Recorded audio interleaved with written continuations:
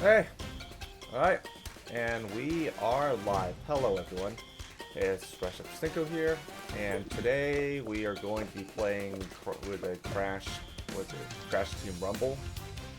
Yeah. So I pretty much spent, like about the past few weeks or so just playing Final Fantasy 16, and I played some Master Duel. So I just wanted to, just get back into it. Let's see right here. It's been what? It's been a while since I played this game already. I think I did 2 streams of it. And I'm wondering about how much has actually changed with any new updates. So let's get to it. I can choose my music? Let's see. Well, not you, Siri. So yeah, we can just get stop. We can just get to it then. We can just jump into it, competitive. It's honestly been a while, so I think I gotta get used. I have to remember how all the controls work. Yeah, once I'm done having my fill with just, I guess the team with Rumble, I'm going to just move on to the trilogy. I mean, I could play with practice mode beforehand just to get a feel for it, but nah, I don't think I'm a little bitch boy. So just fucking just jump right into it. Oh man, it's so hot. Ugh. Summer, today was about 90 degrees. I actually, after work, I started to get myself try to get water for the family, refilling these water jugs. It turns out the water place I usually go to is closed on Mondays. So I had to use the coin slot for and to which I had to put quarters, and they actually have a little water pour I had to put my containers through. I think it's a water dispensary. And yeah, I kind of struggled. It took me some time to find coins or on the car, because apparently I didn't actually have any coins with me. All I did was I had it just on my card in cash, so that didn't fly. Enemy team boosted. And then afterwards, I decided to go to 7-Eleven and got myself, what was it? I got myself some Gatorade. It was $2 for $5 special. And I actually brought it home to my mom and dad, because it's hot. I thought I'd share some. They didn't like the idea I spent $5 on Gatorade, and it was come on, it was right near. There was 7-Eleven right near the water station I usually go to. And I told them, come on, guys, it's a steal, and they said that that's how they get you. And it's you know what, whatever. It was hot.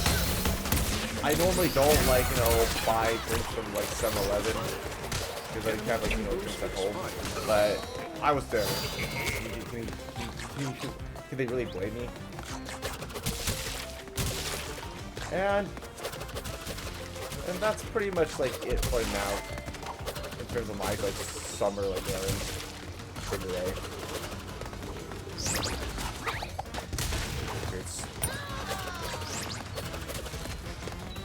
Okay, hold up. Yeah, I'm feeling behind. I forgot how to maybe I should have just this tutorial. Oh, you son of a bitch.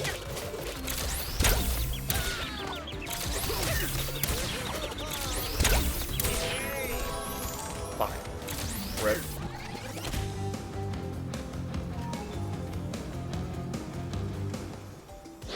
Yeah, yeah, this guy's probably gonna lose this. Okay, this is just the dash. I remember it was Enemy team boosted.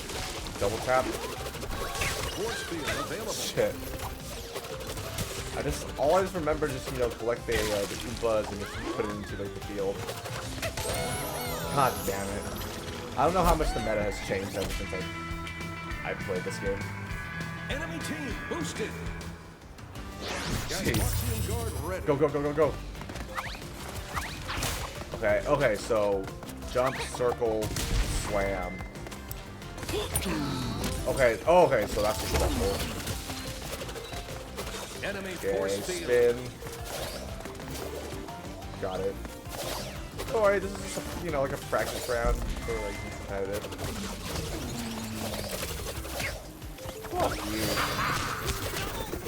Oh, holy shit, he's sitting flying. Okay. Yum, yum, yum. Those Oompa's like, I don't know if these are just like based off like peaches. Enemy team I do have a, you know, a thing for like peaches. I think my number one fruit I'm used to eating is just like apples. Cause like my mom, she usually like gets a bunch of apples and just like cuts them for me. Like she would give me like a bowl worth like of like 3 apples and all nice and sliced. So there's that. I would say the only thing like I think most apple related foods I can tolerate. I think the one thing would be like my least favorite would be apple sauce. I think I had it like in elementary school. It was like alright. I mean I love apple pie, I love apple cider, apple juice. I think I don't think I really had apple smoothies as much. That's like one time I did. It's kind of like an apple slushy, but it wasn't bad. I liked it compared to like everything else. And this is when I was at like a coffee shop, because all the other coffee choices I was like whatever.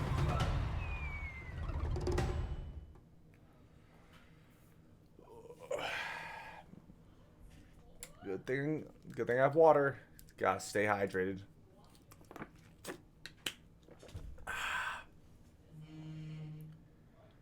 Yeah, I was actually contemplating whether or not to like stream without like a shirt on. Obviously, I wouldn't have like my nipples showing because you know that's definitely against the TOS.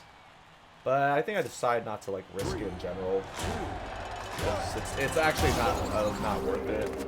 And also, I just had to find the most like comfy like shirt possible. Like yeah, but it'd be nice, right? Just being able to stream without with. I can just move freely, if you know what I mean. I don't have to worry about anything. I mean, I was kind of like against the idea, like, was it of this being a stream without a shirt? Because I don't know, people just judge me for it, like, and I was like, fuck that. And other people could do it too, right? And they seem like relatively like super comfortable. Enemy team boosted. I think maybe I should just like, I don't know, get something like buy better like shirts. Enemy team boosted. Sandstorm available. Okay, shit. Okay. Woo! Haha. Oh shit, we haven't got the ability yet. Get out of here. Woohoo! Alright. Oh, in about a few more days, I'm planning on going to Washington with my family. I'm leaving about next probably 3 days or so. So that should be fun. I haven't been there before. Yeah, so Washington's gonna be fun. Gonna get some food, have party with my siblings. That's a good old time. And then I think it's probably one of I think it's one of the few check boxes in terms of states or places I want to go. I think the next two I would like to go would be Texas and Florida, because Texas for the barbecue, as well as the shooting ranges. That'd be fun. And then Florida because of Miami, as well as Disney World. That should be cool. And speaking of Florida too. I heard recently was it Lionel Messi, you know, like pretty much like one of like the world's best like soccer players. He decided to, you know, like move to Miami with like his family due to like the contract he took, which is pretty good, which is great. I think I read somewhere that his like the tickets were going around like what, maybe like I forgot, it was like $30 or $100 for like a ticket, and now it skyrocketed to like, you know, like $600 for the thing. But yeah, like I guess the Messi effect is definitely real.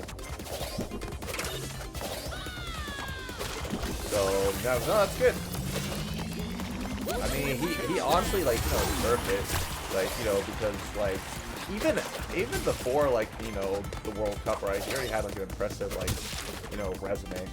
And I guess that, like, you know, and he was just missing just the World Cup. And after him winning it, after all these years, like, from what I believe, he didn't get it in like 2014, 2018, and then yep, he finally got it, and it was a load off his shoulders. And all these opportunities just came out of like the woodwork. Like he got offered like I believe like a $1.2 billion contract with Saudi Arabia. But he was like, nah. I mean, it's a nice. I think people would argue that like that's crazy. But I would never like forget about it. That's like taking generational, you know, the wealth to a whole nother level. And I don't. Yeah. It's, I could say it's like taking generational work to another level. Because, like, if you really want, you could just quit. You doesn't have to, like, you know, play soccer. You could just, like, or football. You could just live the rest of his life in peace with his family, enjoying. And he's enjoying himself. And he's not even, like, super old, too. He's, like, I believe 36 or 35. It's still, like, I mean, it's not, like, super young, but it's not, like, super old. So pretty great. I guess, you know, having a nice healthy diet and working out does, you know, make you look a little younger. And then again, you know, genetics plays a factor too, if like his parents have some, you know, health problems, etc., all that jazz. But man, it's like, it's crazy. Like, your team I mean, for me, it was like, a lot of people would be like, yeah, like, fuck yeah, just get that bag, dude. Like, it's not like so often you get an offer like a you know, $1 billion. Enemy flame trap. But you know, the offer he got, he still gets like a shit ton of money. But I guess like he's more comfortable, like going to, you know, Florida. I guess my theory is that because in Florida they have like a lot of, you know, Spanish-speaking people there, so that's good. You know, that's a good. That's one of the reasons. And also, it's like certain areas, like in Miami, it's pretty nice. Just want to chill, the beach, enjoy the weather. Your team boost expired. So there's that. And I don't know. I can't wait to see what happens. Because I know that, like, you know, there are other clubs who really wanted to get him, like, try to do better, like, make better offers than stay. But your team boosted. Ultimately, like, I guess everyone will just, you know, respect his decision. You know, he's considered the GOAT for a reason. I can't believe it's been like what, almost, I believe, 7. No, I think it was 8 months, because I believe like the entire World Cup lasted for about a month in November last year. And I remember like I didn't really follow it that much. I think until like, you know, the hype and everyone was kept talking about were at my workplace. So I decided, you know, alright, I want to watch it. Like, you know, soccer, it seems pretty, or football. Soccer seems pretty fun to watch. And yes, I know I'm going off on a little tangent, but I didn't know that, like, you know, football meant, you know, soccer. because I'm just so used to, you know, calling, like, because football in America is just, like, you know, the actual, like, football, you know, with all, like, the battle gear. But, and I actually took, like, Spanish in high school, too, for like, 3 years. Because I know that football, so there's football, which means, like, soccer in Spanish, and there's football Americana, which means it's, you know, like, American football. Like, you know, with the NFL. And so that was interesting. I was actually surprised when I first, like, learned about it. And yeah, that's pretty good. I remember for, like, the finals, right, between Argentina and, like, France, I actually woke, like, in my time, I went to, like, I remember me and my family, my siblings, we drove to our cousin's place to watch it because they invited us. Because we had to get there, like, at 7 a.m. just to watch it. And this is my first time actually, you know, attending, like, a gathering to watch, like, a big sports event. Because I know I see, like, on TV, or I hear friends, they actually, you know, wake up and just, like, have their, like, their jerseys and they represent, like, what their favorite team is. But actually, you know, getting to experience it, like, you know, I can tell, like, I can see why people are, like, super passionate about, like sports in general. And it also, it adds to the fact that, like, I went to, like, a baseball, like, actual baseball game with, like friends, like, a while back. That I could tell that, you know, like, going there this time, like, the energy is, like, a lot different than, let's say, you know, like, esports. And it's like, and also see watching on TV as well. It's one of those things that, like, you know what, I wouldn't mind, like, going to, like, more, like, you know, in-person sports events. So that's, like, for instance, like, maybe I'd be down to go to, like, a football game or a basketball game. Dude, just for the heck of it.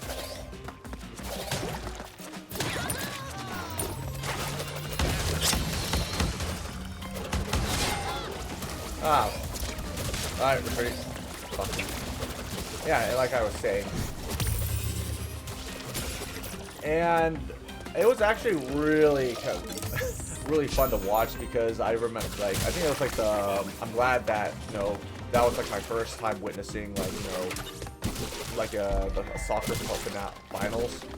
And it was pretty intense too because, like, Argentina was, I mean, they were up 2-0 and it seemed like, oh shit, like, yup, oh my god, like, Argentina is finally gonna get it. And I didn't know, like, how significant it would, like, that entire, you know, finals was for them.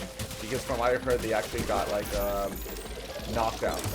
Well, they didn't get knocked out, but they lost to, like, Saudi Arabia, and it was, like, actually, like, from what I heard, like, the wake-up call they needed in order to finally win. Because I guess that they just, like, you know, thought they could just beat anyone, so I guess they had to get a little, you know, humbled. I think that's the term people use. And it was that I still remember they were up 2-0 against Argentina, and then, like, France with their best player, like Mbappe, he managed to get, like, you know, at least two goals or just, like, 2 scores in, like, within, like, 90 seconds, and it was like, holy shit, this is insane. And then it was like, oh man, they're so close, and imagine, like, nope, they just, like, they just blew it. Because you having like a relatively comfortable lead, and it just caught up to them. And ultimately, it went down to, it was 3-3, and then it had to go to penalties, penalty kicks, and which is essentially like sudden death. And I know a lot of people, like, you know, find it really lame for, like, you know, a soccer, like, you know, game or match to end it. Because, you know, if you get 90 minutes, and I guess that, you know, I don't think anyone can just, like, keep running and just, like, performing in a full 90 minutes. Like, you know, just running, passing, doing all that maneuvering without, you know, gassing out. Your team boosted. So I can see it. And it ultimately ended at, like, you know, 4-2. for like Argentina, and it was like, yep, like the celebrations were crazy. I remember like Argentina, they had like about 5 million people out in the streets just like crying and celebrating, because I actually looked at the story between like, well, this is like the whole narratives or this like rivalry between like, you know, Messi and like Ronaldo, arguably one of the greatest like sports rivalries in history, because of how like, you know, they have similar accomplishments, and they're actually like they're actually not that like, you know, apart from each other in terms of age. They're like, what is it? Like Ronaldo's only like 2 years older than Messi. And yeah, so it is really nice to see someone, you know, work really hard and, you know, it's getting closer and closer to finally achieving their dream. And there was actual, you know, talks about like how if, you know, if Messi didn't win, this is going to be his last World Cup, and like he most likely was just going to retire. But after winning like the World Cup, he was like, you know what? I think I'm going to continue playing as champion. So it is still like really iffy, like 50-50 whether or not he wants to participate in like the next like World Cup, because he's going to like be what, nearly 40, and I think for sure that was definitely his last one. But he even said in interviews that, well, we'll see how I'm feeling, because, you know, obviously, like, unfortunately, like, age eventually catches up with people. Like, I even heard that, like, the average age to, like, you know, not play, you know, soccer or football, it's, like, in the 30s. Because you have to start, you have to start, like, super, like, young. And it's even a miracle that, like, he's able to perform at that level. Like, people argue that, yeah, his peak was around, like, 2012. But I guess he just, you know, he has to, like, work smarter than, like, you know, going for more reckless stuff because of his, like, his age. And I can see that. And also, I actually was curious about, like, how, like, how all these soccer players, or even just, like, you know, these sports athletes' diets are in general, and then with their workout routines. It's, like, I heard it's, like, extremely strict, like no sugar, you have to have like a certain amount of protein, you know, food, calories, whatever, and then in order to, you know, just like work out and perform the best you can. So it definitely takes a lot of, like, you know, commitment, which I do respect. And I know that when it comes to, like, you know, athletes, some argue like how much of it is talent versus how much of it's hard work. Like, the talent obviously, you know, gets you the advantage. But, like, what good does it do when you can't, you know, when they're, like, people who just, like, work harder than you eventually catch up. So I guess you have to, like, maintain that, just, like, capitalize on it. Otherwise, people think it's just, like, you know, a massive, like, fluke.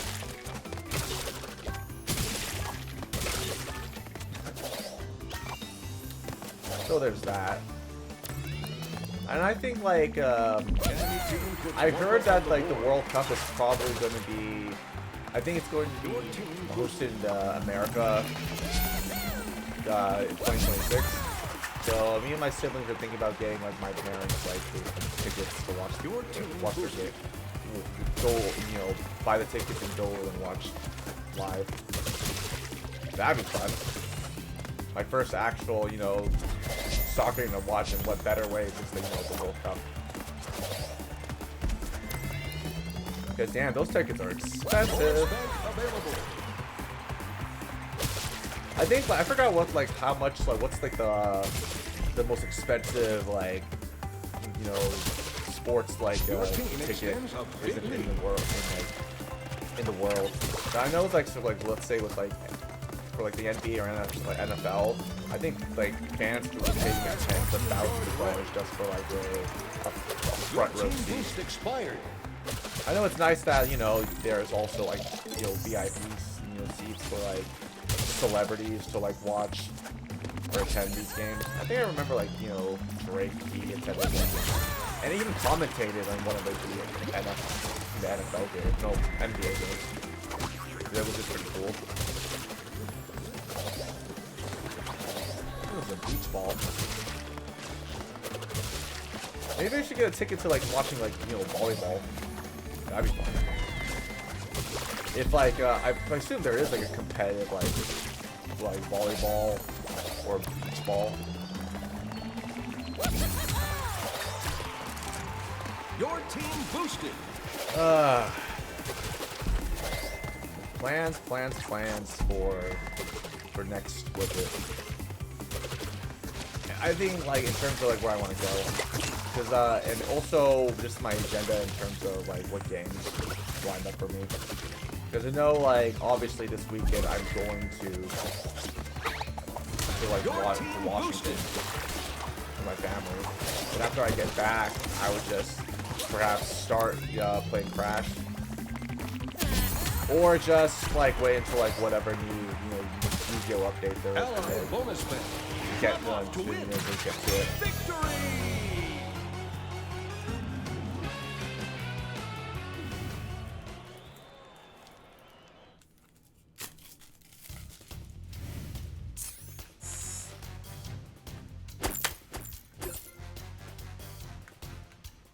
Ah, well, my family members got me like some nice tea.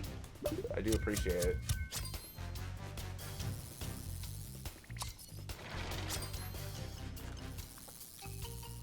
Oh, I wasn't specific. I think I should have asked like for jasmine milk tea. I kind of like that little that texture to it.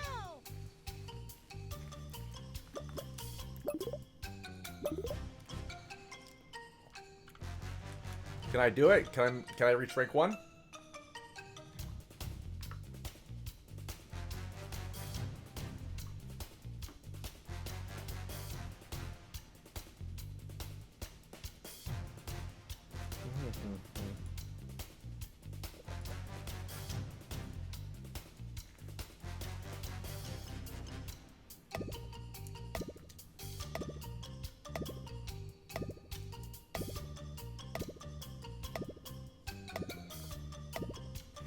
Alright, start. Come on.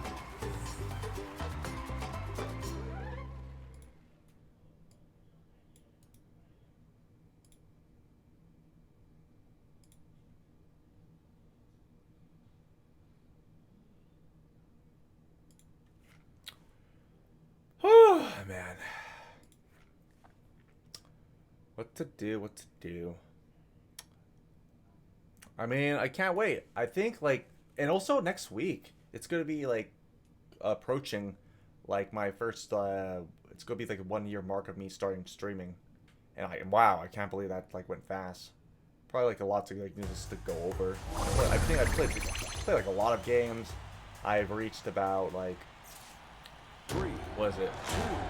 So far, 158 followers. I mean, hey, if I could get myself like an even, Steven, what was it? Was it 160? That'd be great. Your team boosted. Oh shit! Okay, now I remember it. I remember the bat because I can just keep flying. Wumpa on the board. That's it. They can't just touch me. The Punawa available. Your team boosted. I like. It's so goofy. Like little like duck rat, Oh. Whee! All right, attack. Oh, why do that?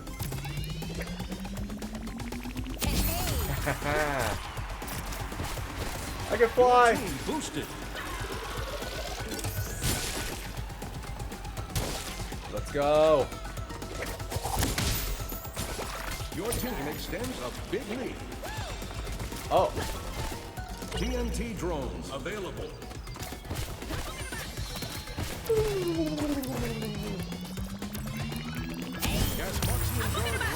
This game is so easy. You just have to, just collect these fruit and just not get hit. How can anyone not get rank 1? I know there are strats to this game. all you just have to do is, you know, you just get the other side to let this fuck off.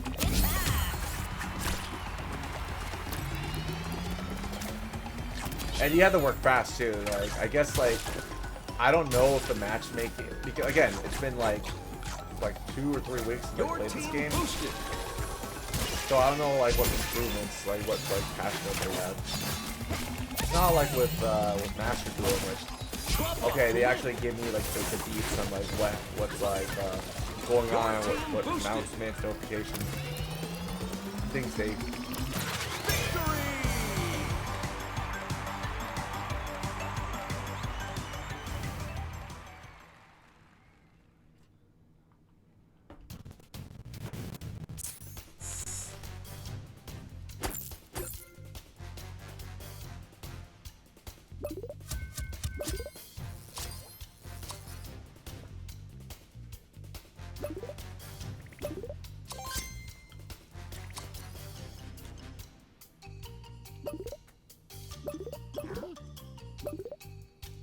Dude, I can't.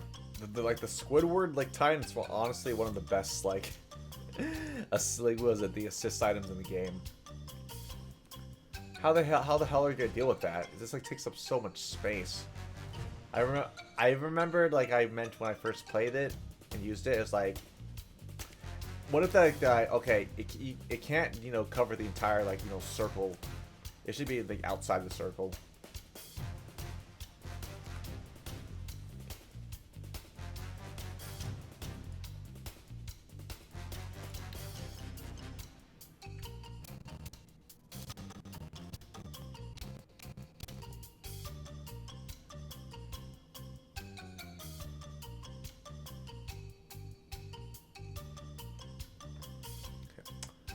Alright, let's hurry up.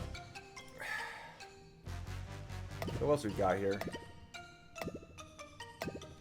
5. Everything else, everyone else looks kind of goofy.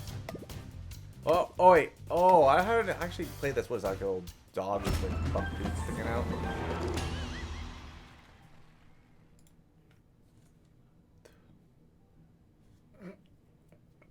Lanny Lolly, Spirit Guardians.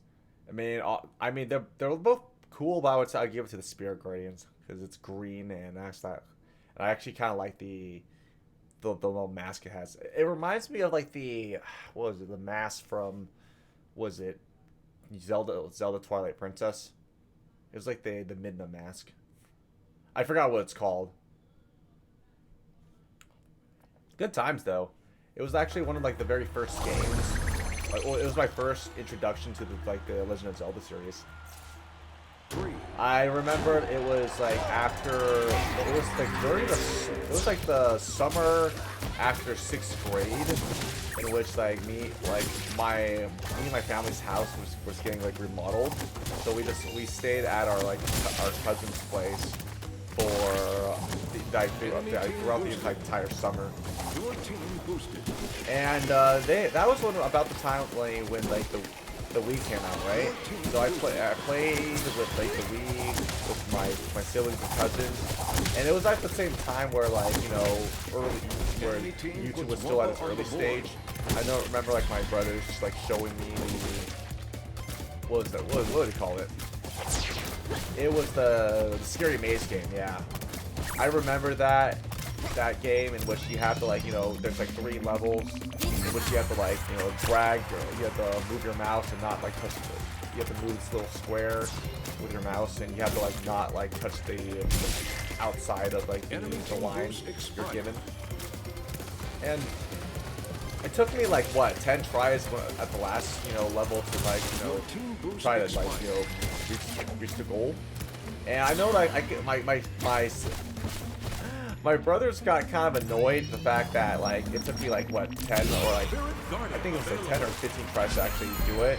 But I guess like it was worth my reaction because it was so loud and like it scared the shit out of me. And that's why I realized it's like I tend not to be like comfortable with like very like surprise like jump scare type of shit. That's why I'm not too fond of like roller coasters nowadays. But anyway, like there's like, so I played Zelda Twilight Princess with like with my siblings. Well, it's a single player game, but watching them play it, I was like, you know what, I want to play it too. So I did, and my cousin stayed to watch it, right? Because it was like actually fun, you know, spectating me playing it. And I actually was super invested in the game. I actually like, you know, putting it out. Like it was like 20 pages of like of a walkthrough from like game facts. Good old times. And just knowing, and just, you know, I think like, because I know that like Zelda Twilight Princess, it wasn't just on the Wii, but it was also on like the GameCube as well, just like on controller. But I just felt had a lot more fun playing with the, was it like the Wii nunchuck and the Wii remote. Because I honestly thought that, looking back at it, I honestly thought with the Wii was like the, you know, Nintendo at its peak, but looking back at it, I would probably have to give it to like just the GameCube and Switch. We had like so many like you know bangers. We had like, you know, Mario Kart Double Dash. We had Paper Mario Kart Resort, Mario Sunshine, yeah, Metroid, Super Smash Bros. Melee. A lot of games.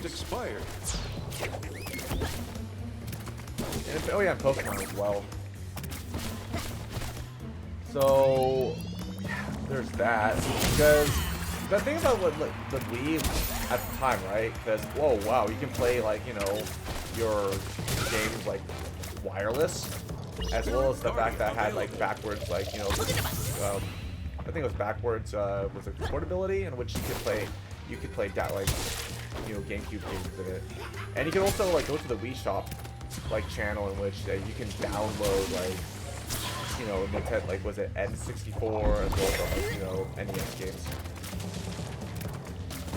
That was lit. Oh man, the nostalgia is just like, you know, getting to me. Like,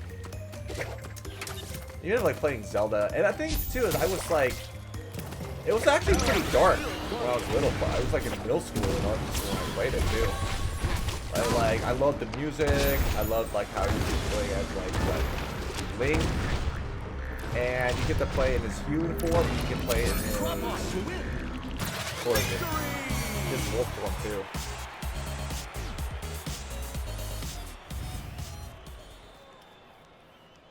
And then after that, I played, what was it?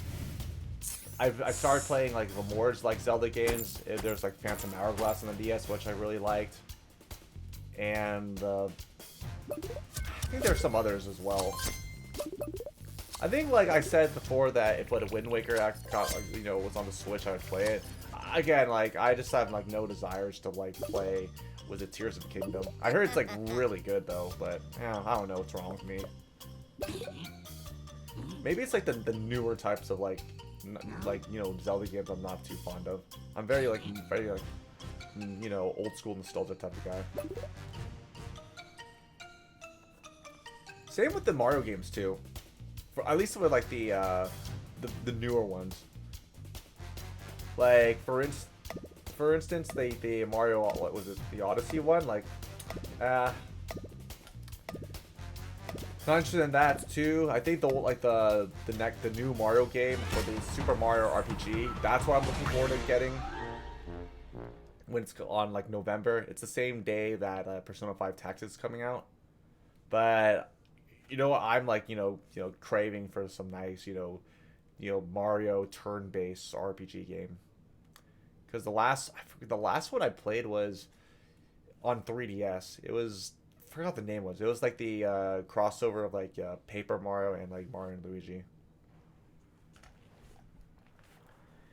And I really want them to like just do like a Paper Mario game for like that's turn-based, not like Super Paper Mario or like Origami King. 3, 2, 1.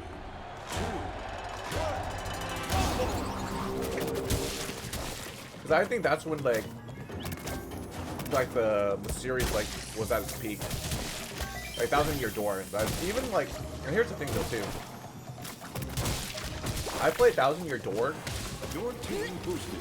The first. Enemy team boosted. Because I actually borrowed the GameCube from like one of my cousins. Because I didn't own a GameCube. Like the very first actual Nintendo console was like the Wii, which like my brother, he bought the Wii with 3 GameCube controllers, and the first game was Super Smash Bros. Brawl. I'll get into that like a little later, but like Paper Mario, like Thousand Year Door, oh my god, like, it's like one of like the top like probably 10 or 5 games of all time for me, because like everything just felt perfect, right? Like the music itself, like the cast of characters, and even the visuals was like for a game that came out in 2000 and like fucking 4. Holy shit, it was great.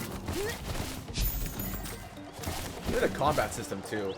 I just made me being able to attack and do like get style points. That was super fun.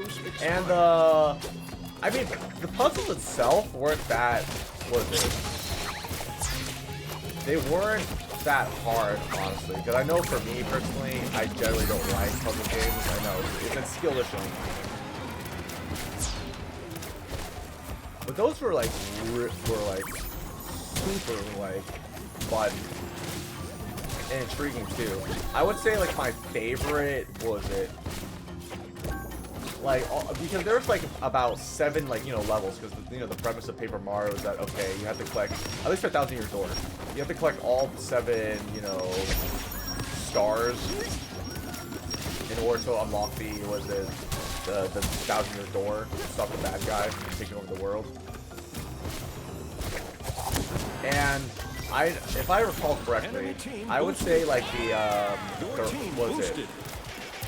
one of the main stories was that I had to go to like a blimp and had to enter a tournament. I have my own tournament arc, right?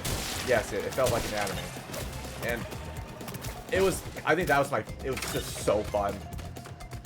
Just to be able to battle and then do some mysteries. And after that, I would say there's one, and there's like the shadow place too, in which like I had to like solve. It was really creepy, and there was like a lot of mysteries to it as well. So that was good. Like I think I played that game like twice already. I mean, because if we're on the topic of like remakes for Super Mario RPG, I would say like a game I would not mind having a remake would be Super Mario or Paper Mario 64. Because I would say that there's no real need for Thousand Year Door to get the remake treatment, because it's not that outdated, and the visual, like the animation or just the graphics or just the visual itself is like beautiful. There's no need to change it at all. I know people like shit on the idea like remakes, right? Because people view it as certain interest, like whether it be like movies or video games or just any type of like entertainment medium, like it's creatively bankrupt. It's like super lazy, but it works. Like for instance, I've like played Resident Evil 4 like remake this year. I never played the original one that was on GameCube, but like holy shit, I have so much fucking fun with that game. Just this being able, and yes, and I thought it was like Call of Duty, right? In which, okay, I think I have like unlimited ammo. You just need to just shoot zombies. It's similar to like when I played like Call of Duty Black Ops, like Nazi zombies. But I was wrong, because it was more of a puzzle shooter. And it was kind of scary too, which like it's a game that was like outside of what I'm used to, because I generally just enjoy playing like platformers, like card games, as well as like RPG games. So there's that, and my friends did like introduce me to like Resident Evil 2 to actually get into like the franchise.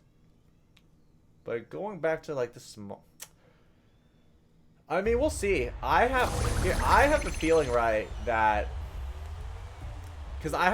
it's gonna do super well, like the Super Mario RPG game, right? And then like it's gonna show, and then they can just do a sequel, which I don't mind, right? I'm already like 99% sure that it's gonna sell like well. I mean, nowadays people are like, I can see with like, you know, let's say for like RPG games, right? People don't like turn-based RPGs, with I guess like except like new Persona or SMT, because people find it boring. Just like you don't like, you know, move around and just like, you know, do all the action shit, maneuverability like the more modern or the newer Final Fantasy games like 16.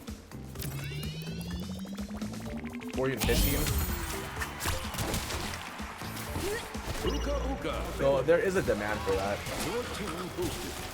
And I just hope, like, you know, like, okay, like with Persona, right? There's like more creativity when it comes to like the combat system.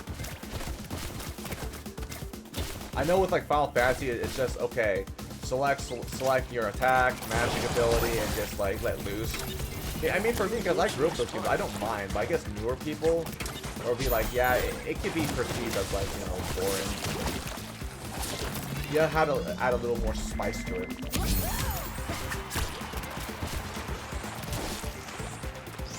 And yeah, I think that's that. And what else is there? What else is there that I was talking? Was on the topic of like Paper Mario and just like the turn-based RPG games. I mean, we're talking about like more about like RPGs, because I just finished Final Fantasy 16 within like I forgot how many hours I put into it. I know it says like on my PS5 I spent like 30, but I'm kind of skeptical. I think I put more into it. Probably just go through my bosses, like, you know, just do the damage, you know, like counting. Because I did take my sweet time in that game. Enemy team boosted. I did my time doing like the hunts and like the quests and, you know, the story itself. Probably get check out my VODs on like, you know, probably upload it on my YouTube channel. And I really hope that game gets like Game of the Year, because I think I'm biased because, you know, it's Final Fantasy, and I was a little skeptical. I don't think I actually did it. Was not thinking about getting it, because I wasn't so comfortable with the idea of playing like, you know, like a non-turn-based RPG game. But aside from like Final Fantasy 7 Remake, even then I played on easy mode, not normal mode, because I wasn't that confident on like, you know, the controls. Which is gonna change, because I'm planning on playing Final Fantasy 7 like, you know, 1 again on normal mode, leading up to the day when Final Fantasy 7 Remake Part 2 comes out. But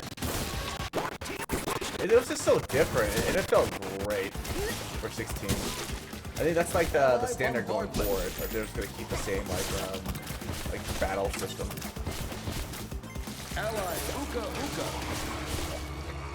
Because I played Final Fantasy 3, 4, 7.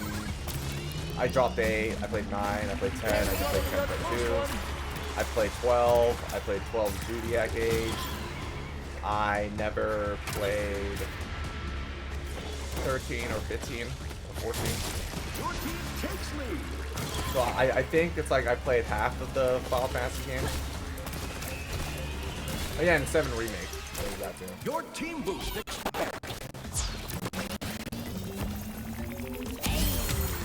So it's gonna be pretty fun. I actually saw the trailer too. I'm stoked. And I can't believe it's been like what? It's gonna be like 4 years like since like, you know, Part 1 came out. Like time flies fucking fast. I remember playing Final Fantasy 7 Remake Part 1 and Persona 5 Royal when it came out back in 2020.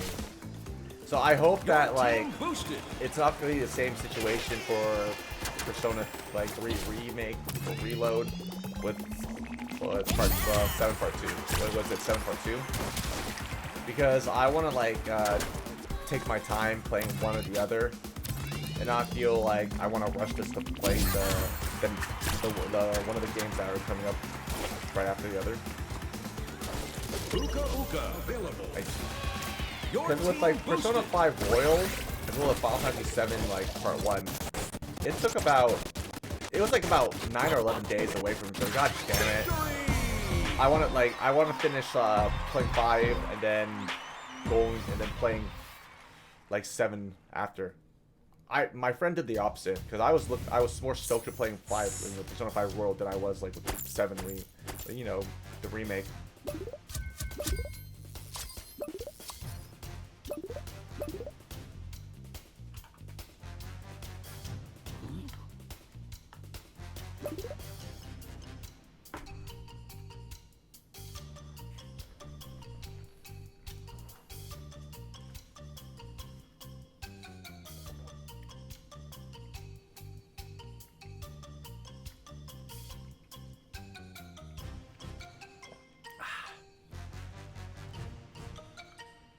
So there was that, and pretty much Persona 5 Royal was just like it was essentially like a DLC,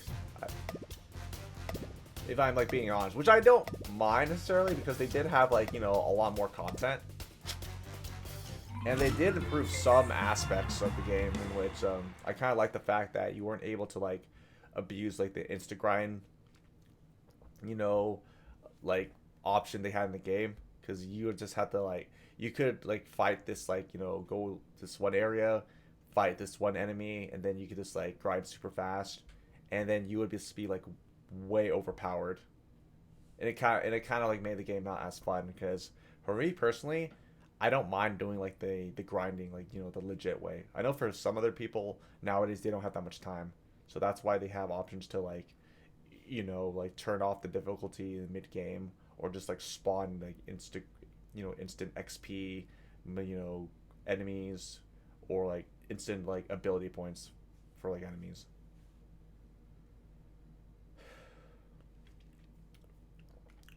So like there's that, and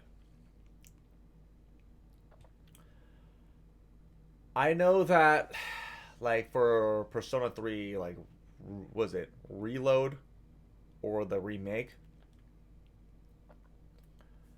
there's always rumors like when it's gonna like, if it'll like Persona 3 would actually ever get like a remake or like a whatever. And I think like finally it actually happened. Like, a funny thing was that it actually got leaked by like something, like a social media intern. Like, they posted it on like Instagram, and I guess that person just like evoked themselves. I've seen memes about that too. And I will say this though. I played the game like twice already. I remembered like because like my brother, he came home and he asked me like, hey, I got these games, you should, just check them out. They're Persona 3 and 4, because he knew that I played like the Final Fantasy, as well as like the Mario and Luigi like RPG games. And he told me, these are just like a new like series or franchise of RPG games. And I'm like, okay, I'll bite. What is it? It's Persona, and I definitely like checked it out. Like the opening, like cinematic for Persona 3 and the music itself was just like, holy shit! Like I'm liking it. And then after like playing like the first like hour of Persona 3, like what really like got me was just the music, as well as like just like the whole system itself. So it's like a turn-based RPG game, right? With like this pop music, and you get to like play not only an RPG, like a turn-based RPG game, right? But you also get to play like a dating sim or like visual novels too. And you get to have the best of both worlds, because like doing these like, these social links, quote unquote, right? And just like, spending time with like, male or female partners, it actually does like, help like throughout the game and getting like power-ups. Enemy team boosted. Which is like phenomenal. I just like, yep, sold. like after like 3, I like, you know, I played 4 and that was even better.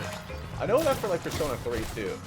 Like a lot of people, I can imagine like you know, new people, like people would like not want to play 3, like at least the old version, given the fact that you have to like keep climbing up like flat stairs in this one dungeon. It gets super like tedious.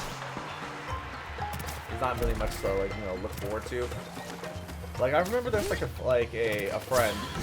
He like asked me and another friend like, hey, like should he play like Persona 5 first and then go down, right, and play like 3 and 4. But we told them like we don't recommend that. You're gonna hate it because like 5 itself was just like it had a more like a 3D. Was it like, it's hard to describe, but more like human, like, you know, humanoid, like, or humanistic like model to it, right, compared to like 3 and 4. It was just like a massive downgrade. So that's why I recommend that. Okay, play 3, 4, like play it in order, 3, 4, then 5. And I was kind of right. Like he did not like it. So I guess he's like probably waiting for the remake. And yeah, I guess, and it's with another friend too. I believe I lent him my PS3 with Persona 3 that I actually downloaded from the PlayStation Store. And you know what? Like he had other things to do. He didn't play at all. So I guess the wait was worth it, right? Like, oh, I think, was it like, forgot how many years it was, like 5, 6, or 7 years ago. I like lent him my PS3, and he never touched the game. And then suddenly, flash forward to now. Oh, hey, the remake's here, so I guess he's gonna be playing that, like, assuming he has the time, because he's usually busy with, like, you know, other things. I mean, I can't wait for like Persona 3 to come out. I'm definitely gonna stream that game.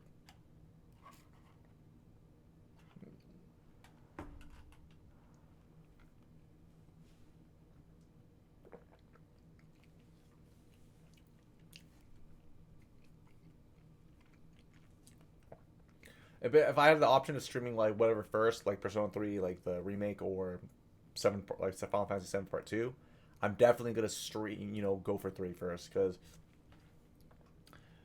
there's more. I have more of an attachment, and I think that's the very first. It's the game that started it all. 3. There's honestly a lot more talk about it. I mean, I was thinking about, I could try, like, you know, stream the the original like Persona 3 leading up to the remake, but nah, I don't think there's any point. Because like there were initial problems with the original like Persona 3, in which like, okay, you couldn't like control your characters like compared to like, let's say, like, you know, 3 and with like 4 and 5. And also, like, it actually looks really outdated too, so why not? And another thing about, like, there were criticisms in, like, you know, like feedback regarding like the remake, right? Because they did not include like the answer or the sequel in like Persona 3 FES, or like a female character option like in the Persona 3 PSP game. I didn't know what exactly the reasoning was. Maybe it's because like, oh, it would have been a lot more work and they don't have enough memory. But who knows? Maybe they'll have that option in like a DLC.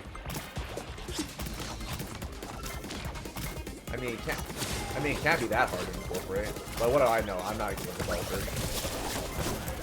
I'm just a guy who just plays the games. I actually don't know what like the ins and outs of actually developing the game. I'm pretty sure there are like YouTube documentaries on it. I think one of these days that like I would actually be down to like go inside like the actual game studio. I think we'd go like, you know, check out like what the the behind the scenes about what it actually happens in terms of making a game. Because I know with like making a game itself, you have to have like the coding and the programming, someone like, you know, making the music, someone actually like, you know, designing and prepare like the characters, marketing, and for some of there's voice acting too. So there's like a lot of hurdles like to go through when it comes to like, you know, developing game and actually selling it. Enemy team boosted. Because I don't know how much it actually takes to like make the game. Because like again, you have to pay everyone like those things I mentioned before. And what will be like the breaking even point, in which like what is considered to be like a profit margin.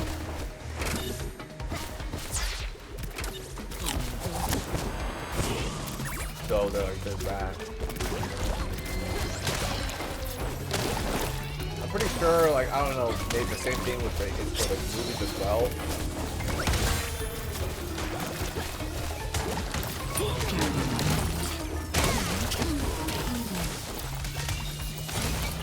Yeah.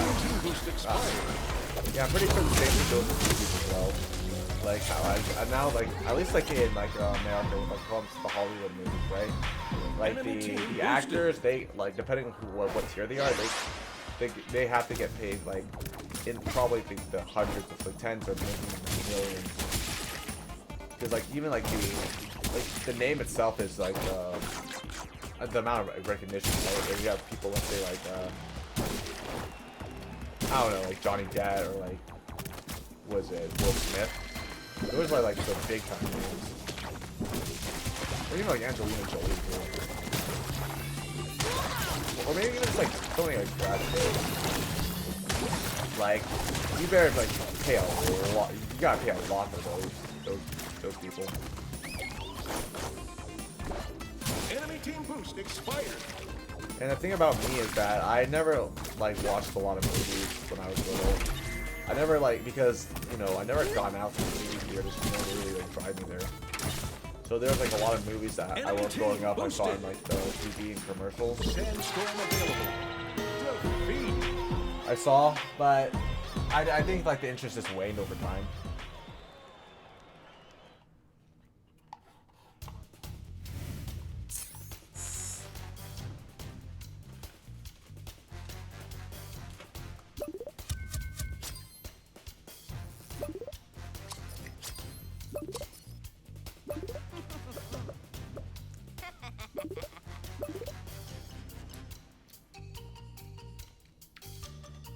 Yeah. Well, what was I gonna talk about? It's like movie. It's like Persona. I was just jumping off from like watching Persona, playing it. I think, and the thing. Oh, what? Because I did see like I did go to like Anime Expo this like last. It was like this year or like a few weeks ago. And I think I really did want to go to the Persona 3 like reload panel, but like you know my friends they had like they gave me a choice, either like you know get like you know nice delicious Korean barbecue dinner with them, or just say go to like the panel and just wait there. And I decided to you know get like tasty like Korean barbecue with them, which I don't regret. It was great. It wasn't all you can eat, but man, like they give you like great portions. And I kind of suspected that, like, based on like the Persona 5 like tactics panel I went to, you know, they just had the voice actors. They told them that they, you know, they talked about their experiences with you know working with the game, and they just said like the you know the lines, and yeah, I was so I assumed that it was the same thing was gonna happen for like Persona 3. And I was right though. It was pretty much like almost the exact same thing for like 5. And they actually like someone uploading the entire panel on like YouTube too. So I could just watch it if I really want to, but I just saw like the clips and highlights, and they did like all like you know for like 5 or 6 days they released the trailer as well, and like and this time they for Persona 3 they none of the like the other like the former act like the original voice actors who worked on like the original like Persona 3, they're not reprising their roles, so it's just like fresh young fresh blood, say so, right? It's new people. And so far, based on like what I've been hearing like for the trailer, like everyone sounds great. There's some like you know like the cast like characters are like you know questionable, given the fact that you know the original was just like so on point. But I mean I'm still gonna wait until like the game comes out to give my full thoughts. I guess some people, it's like, you know, obviously first impressions are like everything, right? If you're not like, you know, if you're not selling them like with the very first, you know, like time, it's gonna be a lot difficult, right? For them to like, you know, change their mind.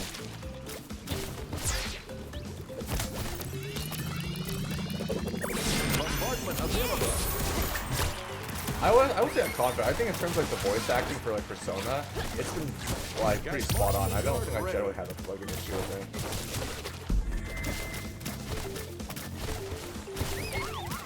So we're gonna see how it goes. Like the game's coming out like early 2024.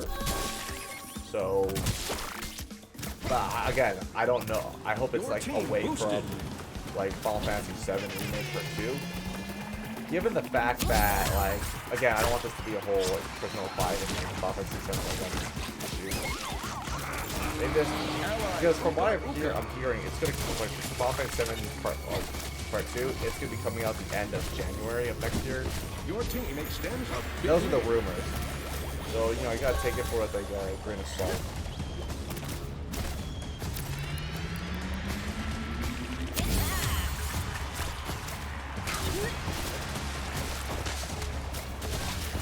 Ha! Not gonna touch me. Got my barrier. Your team boost expired.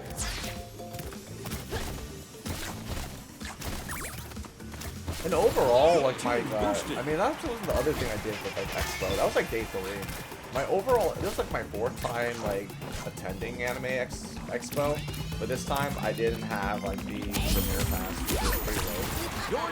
Because last year when I used it, I could actually, you know, I can legally just cut in line. I don't have to like wait like 2 hours like everyone else normally. I can just show up like 10 or 15 minutes right before the panel starts. I didn't know why they decided to stop doing it like this year. Until like I heard rumors in which that, okay, like yeah, certain people like who have the Premier Pass couldn't get into like the panels, as well as the fact that there are people who like cut it as well. So there's just like, yeah, we're not doing that. Unless like, you know, something changes and has a lot more organized structure system.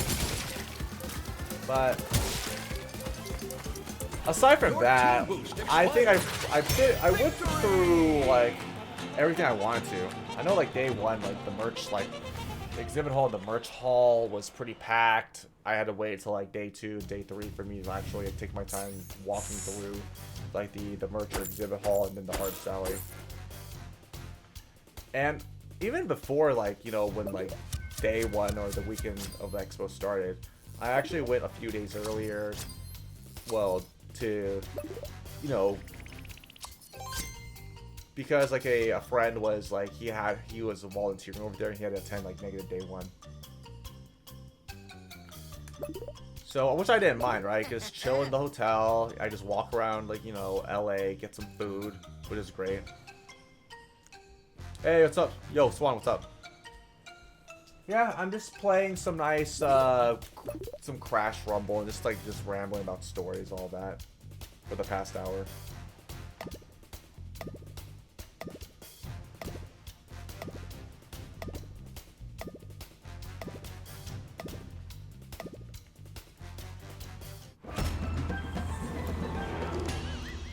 I was pretty much just going over like my anime expo trip was like a couple weeks ago. Talking about I pretty much just like got fat eating as well as, you know, just chilling out, being a filthy weeb as I am. And it was pretty fun. I mean, obviously, you know, I prefer not like waiting like or for an hour and a half to like 2 hours for like a event I want to go to. But it is what it is. You know what? Like, you know, I have to compete with like potentially like with like 90,000 or 100,000 people. Food's usually great. But the walking just sucks because I'm not the type. I'm not used to walking like a lot, and my legs did get tired. I'm luckily there are places in which I could rest. Like there's 3, 2, 1.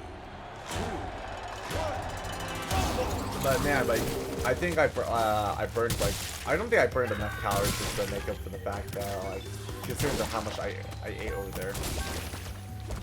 I mean, the hotel we went to, it wasn't that. I don't think it was that like far off. Enemy team boosted. I think it was like about like Your a team boosted. 10 or 15-minute walk from the venue. I just know that Enemy team puts for like day one, me and my friends, we woke up around 5, and then we, you know, it took some time for us, like some of us to shower, get ready. And I remember it took us about, I believe it was an hour and a half or 2 hours to get inside, because we're in one of the entrances. And it just sucks, honestly, just to get in. I know some like attendees I actually talked to, they decided just to wait it out. It was good for them, I guess. Your team boost and one of the like friends, they asked me if I could get like, you know, get a ticket for them, and then just give them it later so they could like go to this one. It was like I believe it was a card game. It was like a booth of Ichiro.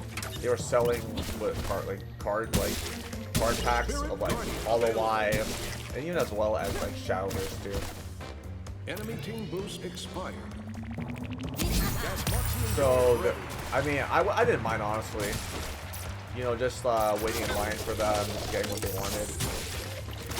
Because there's some other friends who didn't, like, you know, go with, like, me and my other friends.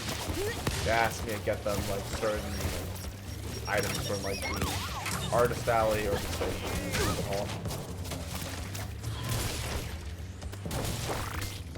And, yeah, I would say, like, if maybe it's because it was probably the day I went, it didn't feel as super crowded. I remember last year going to the Artist Alley, it was hell. I could, and it made it worse was that I actually got like autographs for some of the voice actors too, and it was. I had to carry the autographs and all like the prints, pictures, because I didn't want to get crumpled, and it was just so annoying. I felt like it was hot, it was hard to move. I felt I couldn't really breathe, and I got a little paranoid, like, you know, day one, because you've probably seen those viral, like, you know, TikTok or like clips of the line in Expo before like, it opened up for everyone. Because I don't want to risk, like, you know, just like dying from getting smushed to death. Or not being able to breathe in the crowd. So that was fun. Then, I mean, the booths I wanted to go to, right? Or the stuff I wanted was mostly, or just to buy or check out was like the Gundam booth was just like, no, that line, it took me about, I think, an hour, like day 3 to get inside. And the Persona, like, you know, the Persona or SMP booth, it wasn't that bad. I actually met with a former, like a former coworker there too. That I had when a project we were working on. And that was pretty much like, that was pretty much it. Like, again, it gets bigger and bigger with like Anime Expo too. I think they tried raising the price a bit to see if it's just stopping with the gold, but no, it's like people definitely don't want to miss out on like arguably the #1 like anime convention in North America.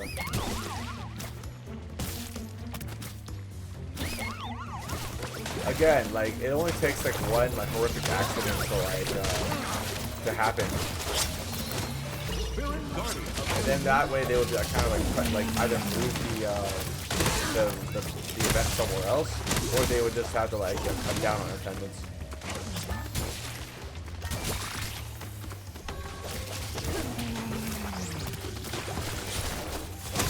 I mean, I would say this year was pretty good too, because I went to like the SMT like tournament, or not the tournament, like the concert where they, you know, I got to listen to like a band like play SMT music, which is from like SMT 3 or SMT 4 or 5 and 5 as well. It was pretty fun, like my first like, you know, concert when it came to like, you know, I guess like for the games. I actually like, you know, I got the VIP ticket too, but like my criticism was that I didn't really feel like a VIP because they told us you're supposed to like, you know, wait in line at 4 for like the pre-show, and it wasn't only until like 4:30 or even 5 that we can actually like walk up the stairs and go into like the building. Because outside it was sunny, it was hot. I noticed some people just got sunburned while they were like waiting in line. So like thank God that like my friend actually brought his sunscreen. And the thing about like, you know, applying sunscreen too, right? Whether it be the beach or like walking around in a hot sunny day outside a convention, is that I think they kind of misapplying their sunscreen for the ears, because I always forgot about that. I always just go for like the face, or my arms, legs, as well as like my neck and my throat. But again, like the ears are pretty important too. I was actually paranoid too because the effect of like sunscreen,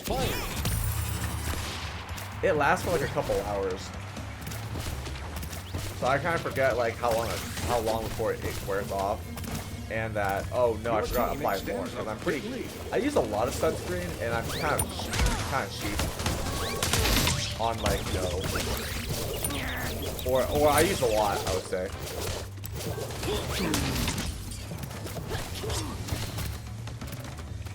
So I'm glad that I didn't use all of his, because, you know, he let me the ointment to apply. Like maybe I should have like, you know, be a lot more careful in like packing that before I went to LA.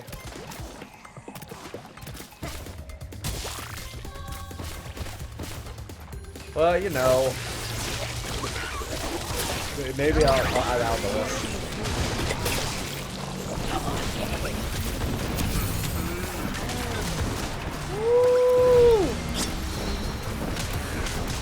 Oh, you son of a bitch. Fuck you.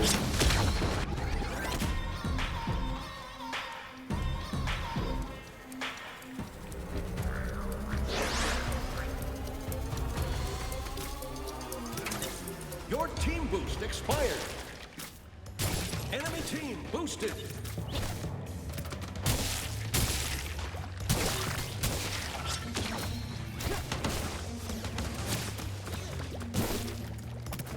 Ah, man, that was some good tea.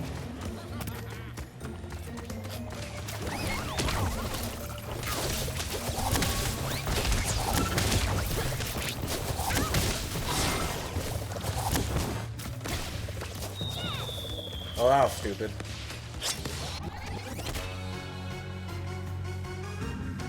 I feel like there's no way we're gonna lose this.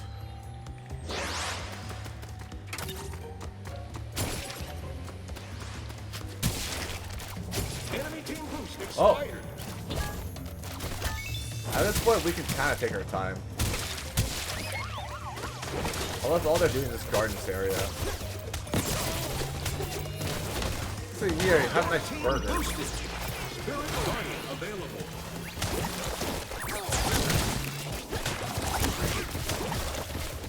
it.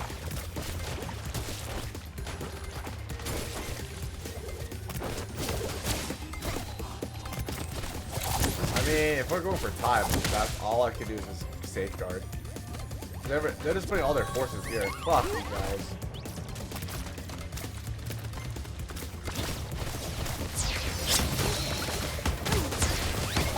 Nope. Jeez, they're not getting any openings. But yeah, like I was saying before, like I might go to Expo again like next year too, depending what they have. Because like coincidentally, like you know what, I got to go to the main thing I wanted, like the SMT concert, as well as and getting myself like Persona shit too. I actually like drank at the pre-show, and it was fun. I actually got to meet one of like my my Discord members there too, and I actually got a picture with him, which was pretty fun. And again, for me, is that like the drinks they had, they're pretty pricey, but I feel like it's more for the quality. Like they had some, like if you guys played SMT, they had this, what would they call it? A Mokai drink. It was like a combination of like lime, pineapple, and like I think it was tequila or vodka. And for me, is that my alcohol tolerance is not that great. I think even like one beer, I'm just like done. So drinking that was actually, I mean, drinking it was pretty good. Like that, was it the Mokai drink? And I felt like a bunch. I was feeling like pumped and full of energy. Not to mention the fact that it was like fucking like 90 degrees outside.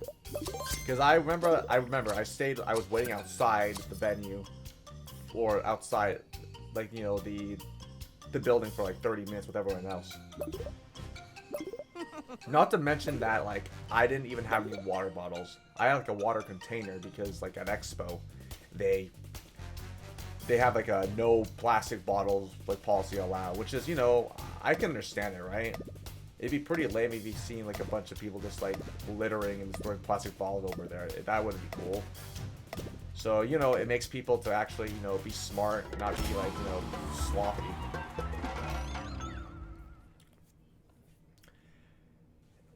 And at that point, right? Because like I try to refill the water, you know, for like my container, and there's like a line for that too. And some of like the the water fountains in the bathroom, they kind of like have, you know, they kind of some didn't even work. It was like a little tiny like little piss. That's it. I don't think they expect me to drink that or not. 3. So like I go pretty much like the entire day without drinking any water, assuming like one of the days if I'm not super busy. I would say like day 2 of Expo was like the freest, because the only thing I was looking forward to, my plan was going to like the Demon Slayer panel. Even then I didn't even get inside because I was like they capped it off like an hour earlier. It started like at what, like 4:30 where I was from. And I actually had to walk across like the halls, right? Like from one side to the other, and I had to go back. And it was like, yeah, you know what, whatever. I'll actually spend most of my time in the exhibitor merch hall, because that's where like, you know, I want to get all the goodies and take my time exploring and see if it's anything that's great. And I actually got like, you know, pictures with some cosplayers. Like for instance, I actually managed to get like a picture of like a dude, right? He had like a pot of greed, you know, like a Yu-Gi-Oh card, like I think it was like a mask or helmet, and he actually had like a giant cardboard copy of the actual card. I asked if I could take a picture of him and do like the pot of greed, you know, smile like this, which is cool. And honestly, like out of all like my 4 years of attending like anime expo, I think this year they had like really cool costumes or cosplays too that I got pictures with. I got like a picture with some, one person who dressed up as like Ariel from like from Gundam, like the Witch of Mercury, the new one series, which I highly recommend anyone to check it out. Like if if you're thinking about getting to Gundam, that I think believe like you don't have to watch any of the other like Gundam series in order to watch it. It's just fresh for people just to get in, and maybe if you do enjoy it, right? You can try to check out the other Gundam like series, as well as the fact that you can try to play Gundam Evolution, like the Gundam game, which is pretty much like their own version of like Overwatch. It feels like, which I did. That's what pretty much like got me into like watching the new Gundam series, because like I've like friends, hey, told me like, hey, there's gonna be Gundam Evolution, right? This is gonna be a fun game. Which and I really hope that it's gonna be the next thing for esports. But unfortunately, like, it wasn't until like it wasn't even a full month before like the viewership for that game kind of just like died off. Still a fun game nonetheless, but again, I really wanted to be like, I guess like the next like Valorant or like Overwatch. But like whatever. It is what it is.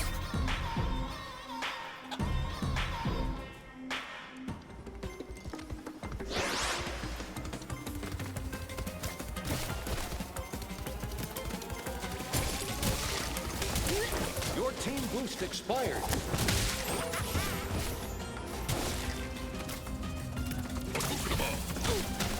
God, fuck you. Get out of here, bitch. Fuck off.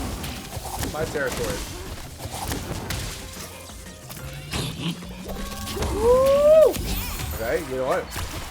It's not impossible. So there's that. And yeah, I just feel like day one was pretty hectic. I got to go to the panel. Yeah, I forgot which. I just remember I went to the S&T concert. Like the panels I went to I went to the Studio Trigger panel, which is always a treat. They actually showed a trailer of Gurren Lagann, as well as Panty and Stocking, and the new series that's going to be on Netflix, which is, it's like Delicious in Dungeon. Very comfy show. I don't get to watch a lot of anime that have like a very cozy, comfy vibe to them. I think the last thing I watched was like Blind Witch, as well as I think Sleeping Princess, and it was like Euro Camp. Boost expired. Your team boosted. That was great. I went to see like the first episode of season 2 of Eminence in the Shadow, and then the Bleach panel was great. And I actually got to catch up with someone I knew from high school about like how his experience was. He told me that there was like some very like scummy stuff that was happening like at Expo. Like for instance, they had a bunch of these like people, they're in front of like the autograph line for the Japanese voice actor like Ichigo. So basically, they would just like have all their stuff for him to sign, right? Like, oh hey, like to what X, Y, or Z's name, like by Ichigo Kurosaki, and then they would just erase their name and they would just like sell off the actual autograph for like $1,000. And it was just so outrageous that like him and other people like waiting in line like told those like the vendors, like the sellers, like fuck off. See, that's the thing when it comes to like from what I see with conventions, right? When I see a bunch of like, or see a couple of people or some people trying to like, sneak inside the lines or try to cut while it's moving in order to get into like the rooms, is that like Yeah, I believe that some people, like, you know, most people are not usually confrontational about it. They just don't do whatever. But I believe that if someone who's been waiting for like 2 hours or so, and you see someone just like, you know, just cut just like that, I can kind of see it why you would be, you know, be a friend told to fuck off and get out of line. Bonsai available.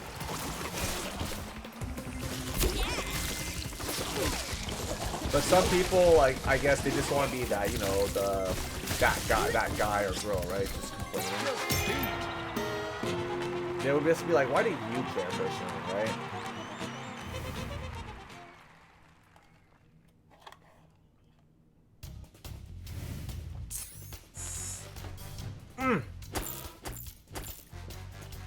Dude, these pearls or these tapioca balls are like nice and chewy.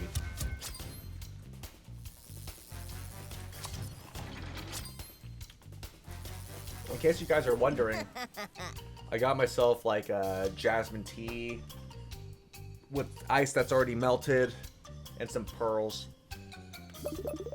I think when it comes to like, you know, like milk tea or boba tea, my favorite toppings are like, but I think that's like the default's pearls, but the other ones I don't mind are just like, you know, like pudding or like red beans.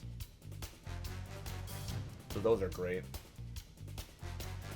I know I didn't even know like until I talked to like a former like high school associate of mine that like drinking tea will keep you awake.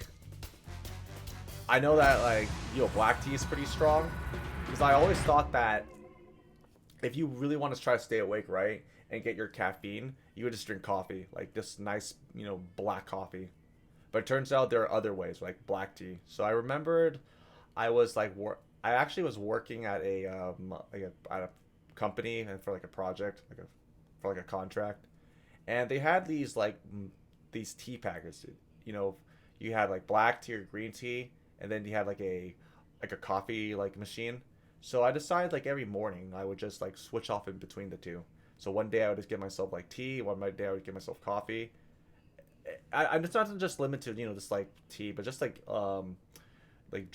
was it drinks as in food places as well, because like for the food place I usually go when I eat out, there's like 2 items I like to switch off in between. If I'm paying with my own money, I usually like to stay within my own comfort zone because I don't want to risk, you know, getting something I just don't like. But if it's like someone else paying for me, I'll be like, you know what, there's no actual loss, why not, you know, why not just, okay, fine, what the hell, to get something, you know, get something new, I guess, because there's no real risk.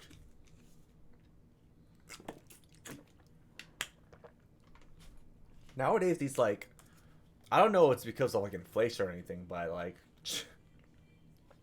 some of like the meals I've had like range from like $15 or $20. Like, jeez, I can kind of see why it's highly encouraged for people to, you know, cook their own meals, because obviously you pay more for convenience, which is nice. But I can see the appeal of like making your own food, because, you know, it's actually pretty rewarding and it's pretty like cheap too, especially if you're living by yourself. Because cooking is like an actual, like, you know, a nice skill to have, especially if you're living by yourself. I mean, like, unless you're like, you know, you're making a lot of money, I guess you don't mind like eating like takeout every night, or just eating out like fancy.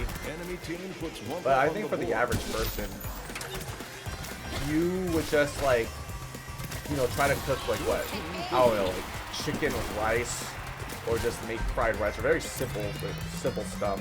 I don't think anyone just like, you know, wants to eat like cup noodles every day or so. I don't think that's really good for you. I know that's like more of a college thing, but let's say like, you know, you had to like move out of your parents, or just like live by yourself, or just like dorm with someone, or just like share roommates. Because I actually visited like a friend's apartment. I remember I traveled to like what was it? 18 I traveled to boosts like expired. to New York with a friend, and we visited a bunch of other friends who moved there. And I asked them like, what do they usually? How's their like meal plan work? And they told me that like, okay, they try to just like, you know, eat home cooked food, and then sometimes like I don't know, just like I guess like DoorDash or just eat out. And I will say that though, like the New York food I've had there was just delicious. My favorite, because I've been there twice before. I've been there like, you know, once with like my family, and once when I visited like my friend's place. And my favorite, like, the food was I went to this like this Jewish like sandwich deli place. It was delicious. They actually gave me like a fat like, you know, sandwich, as well as they actually gave me like a little plate of like a sandwich. It was like, that's super cool of them. And it costs, and I actually bought a t-shirt over there too. The line was like, you know, long. I'm used to waiting in long lines too. I know that when my siblings, when they want to like, we go to this ramen place, like during the weekends, we usually wait between like 45 minutes to an hour just to eat there. I know it's ridiculous. So I'm no stranger to just like waiting for a while when it comes to like, you know, whether they eat like lunch or dinner. Allied Dragon. And I remember I had that, and the chili they gave, like I ordered chili too, and I felt like that might have been a mistake because the chili was pretty huge and delicious, but the sandwiches was just like, I felt it was an overkill. I think I felt like food coma-y, like very sleepy afterwards. I didn't really want to walk. Not to mention that the pizzas over there, like I think they're known for like their like Italian food. That was great. The only pizzas I'm so used to are, what is it, like Pizza Hut, like Domino's, Little Caesars, but actually trying like very thin, like thin crust pizza, right? And that's very saucy. It didn't necessarily have to have like meat in it. I remember it had like it was just like a thin slice, like a box of thin sliced pizza, with just, I believe the one was like with pesto and just like tomatoes, like, you know, sauce on it. It was delicious. And I will say that, you know what? Hey, maybe I could actually I could be a vegetarian, right? I think it's just what I just don't have to eat like what? I can't eat meat. I could just have myself, you know, no meat on the pizza. I could also just like eat pad thai. I don't need to have like the chicken itself. It's already pretty tasty on its own. I think French fries too. Unless like I actually don't know like what, because I know that for certain, like, was it maybe like with vegetarians or even vegans, right? Like what's like the rule when it comes to like using like animal fat for like certain foods? Is that fine or no? Because for me, I think that if I would really try, I think I can pull off becoming like being vegan, like this vegetarian for like a week. Because I can think of like more creative ways what to eat, right? I can get myself like what, falafels, which are great. There's like spaghetti, okay, French fries. What other like are some like, I'm from the top of my head, it's like foods that I could, it's just, you know, are just like a vegetarian, like a veggie burger. There's that. Chips. I think nachos. But then again, like, I'm not that much of a cheese person, if I'm being honest. Like, nachos are like one of like my least like it's one of the like my least favorite things to eat. You know, like, it's just me. But then again, I did have nachos at my friend's place, which I really liked. I guess maybe it's perhaps that like back in high school, I think they had like the nachos they served for lunch, and I was like, yeah, I'm not touching that. Same thing applies with tomatoes too. I think what really made me just not like tomatoes was just like getting like a like a burger, like a burger from like Burger King, and it had like tomato in it. And it looked kind of nasty, and I was like, I assumed like all tomatoes were like that. But you know what? I changed my mind a bit. Not all tomatoes are pretty like, you know, taste bad. Like if like I know I went to like a friend's place, he had like his homegrown tomatoes, and he didn't let me have like a piece of it. And I was like, wow, that's pretty good. It's pretty juicy. So I can kind of see that I can make an exception for that. But for the most part, like, yeah, like, if there's like tomatoes, like slices or bits on like my salad, I would tend to try to remove it. If it's like, if there's too much tomato, it seems like a hassle just to remove it. I'll be like, yeah, I don't care. Yeah, I don't care. I'm just gonna eat it, whatever. I'll just let the other like things on the dish just like, you know, overpower the tomato like taste. Enemy team boost expired. I never understood what the appeal of like tomato on a burger was. Your team boost expired. I mean, because I think I tried it before. I generally just don't like the texture of it. Like I'm fine with like cheese on like on a burger, as well as like pickles. But just a what is it, tomato, and like even like I think some people like put mustard on their like burgers as well. I'm not much of a mustard person as well, whether it be for burgers or like tomatoes. Well, no, burgers or like hot dogs. I think I generally like my hot dog kind of like plain, with the exception of how like what is it, like sauerkraut. When I go to like Costco, that's what I'm willing to, you know, that's what I'm willing to have.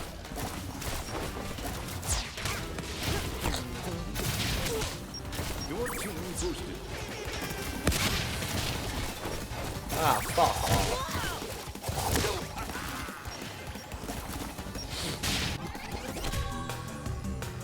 Force field available. Your team boosted. Oh man, like the dinner I had today was just like, just fine. I mean, when the popular food, I had rice with like some like scrambled eggs, and I had like some bones, like pork bone soup, which is usually like a treat to have.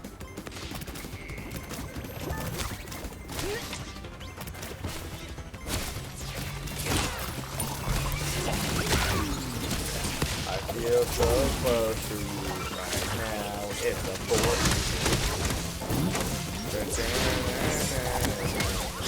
I don't know the rest of the video. I forgot what that from. Who's saying that from? I think I gotta look it up later.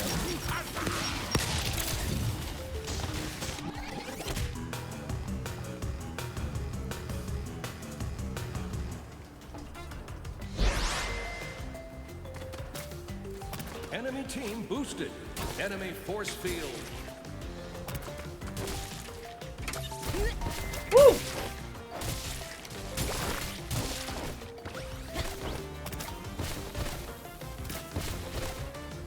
I'm feeling a little batty right now.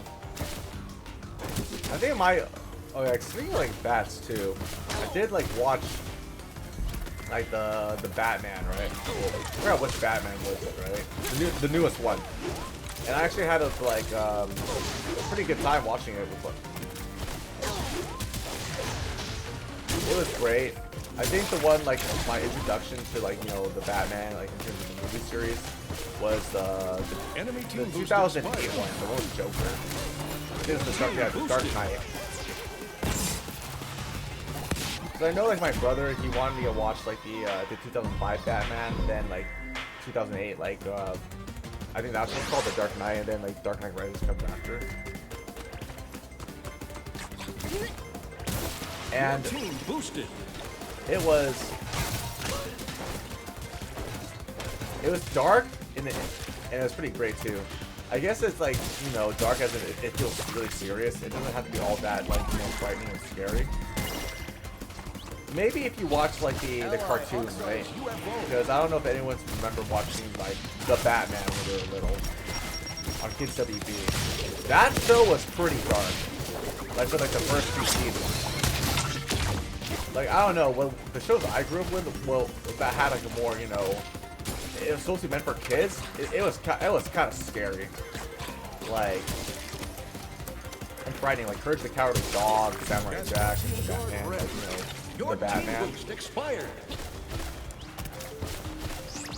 Those are like the for me like the golden era of like cartoons.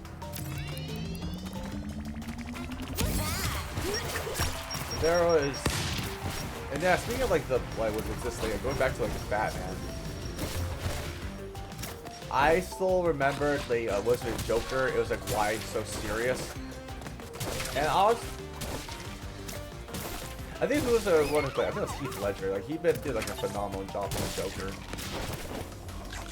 And now, not to mention that later on, like they had like the 2019 movie, the Joker movie, right?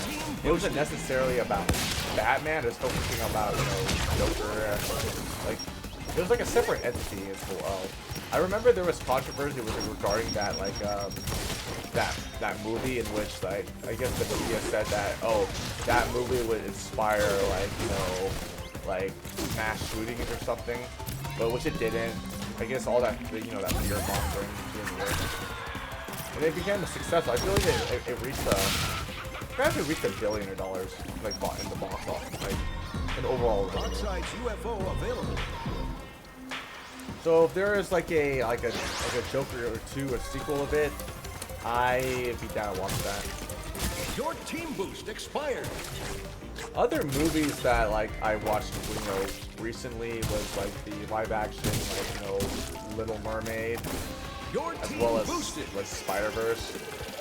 I watched Spider-Verse. I really liked it. I liked the Miles Morales. I just think all Spider-Man, like Spider-Man, right? It would be like Spider-Man 1 with Tobey Maguire and Andrew Garfield as well as Tom Holland.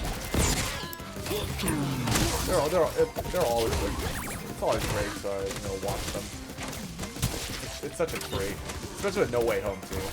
Arguably like the peak of like Spider-Man movies. And I know that like there are people who didn't like the the Little Mermaid because first of all it's a another Disney remake, how original, right? As well as the CGI of it too. It kind of looked bad in some certain parts. Like when it comes to Disney live action remakes, my favorite was the Aladdin. The one with like Will Smith before the infamous Aladdin. And I really like the music and like in the movie. I know the original Disney cartoons are vastly superior to the live actions, but the live actions are some of them are good in their own right. I know some people don't like I remember watching I think it was the Lion King. Or was it Lion King or Jungle Book? Or maybe it was both. Like the animal itself, like the CGI for them it was just like a carbon copy. And if you might as well just watch the original. Maybe that's the thing, right? Like once they have announced like a live action, like a remake of a beloved Disney movie from like the 90s, I decided to just watch that with like my siblings for the first time, because obviously some of the movies I didn't like. I wasn't born yet, and like even the ones I did watch, I watched a little bit when it was like on the Disney Channel. So watching it like brand new is always it's a nice experience, because I know I have like Disney Plus, as well as the fact that it's nice to have that comparison, right? Like okay, like if I want to see like certain parts like in the original cartoon get how is it going to translate? How is it going to work in the live action to do a frame by frame comparison?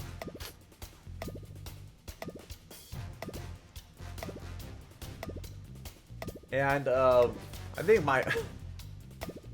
honestly my true exposure to Disney was probably like Kingdom Hearts, because it was a combination of like what Square Enix / Final Fantasy characters and like the Disney characters. Because again, you know, you have your own original characters from Kingdom Hearts, like Sora, Riku, Kairi. I think it was a Kairi. I think that's her name. And you had, you know, the Disney like Donald, Goofy, and Mickey, and Final Fantasy characters like what Sephiroth, Cloud, and many others. So it was like a great like crossover. And I still remember like my very first introduction to the Kingdom Hearts, you know, games was Chain of Memories on like Game Boy Advance. Because it was like an action card game, like RPG game, which was it was great. I know there's like a like an enhanced version of it on like PS3, 3.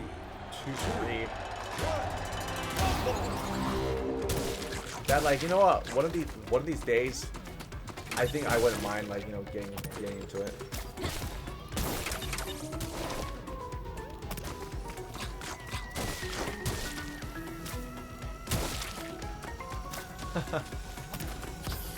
And speaking of Kingdom Hearts, on the board. Kingdom Hearts like 3, I still remembered, right?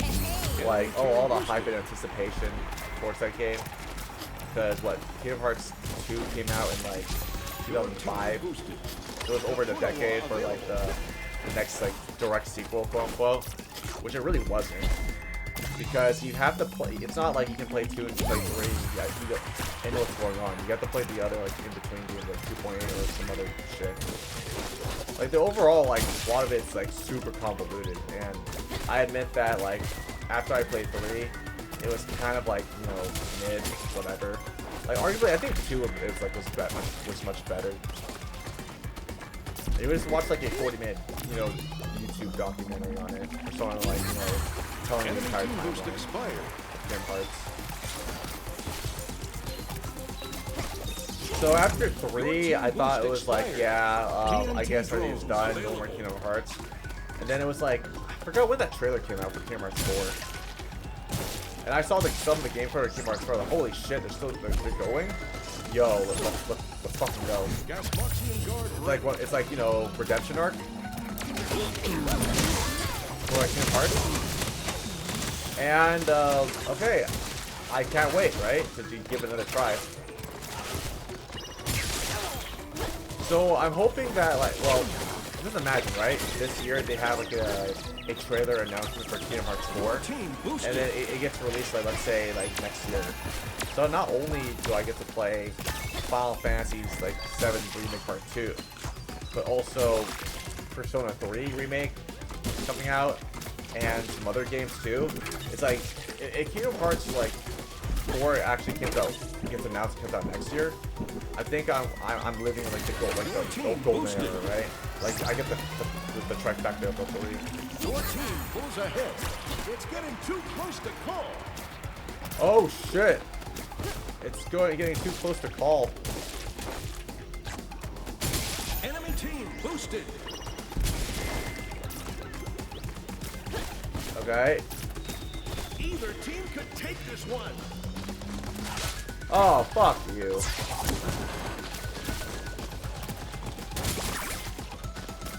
Okay. Drop off to win. Victory! Woo! What's up? You're tired for staying up, so you don't speak much. You're tired because I didn't have much to say. No, for sure. Next we're just like, you know, like stopping by. I was just going off like a real, you know, like a tangent rant about certain things that's come up on my mind. Just one thing just leads to another.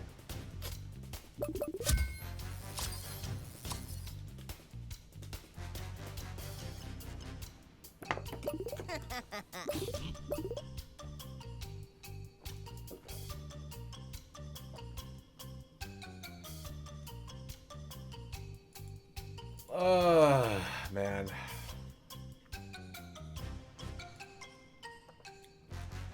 Bum bum bum bum bum bum. Alright, maybe see a switcher options.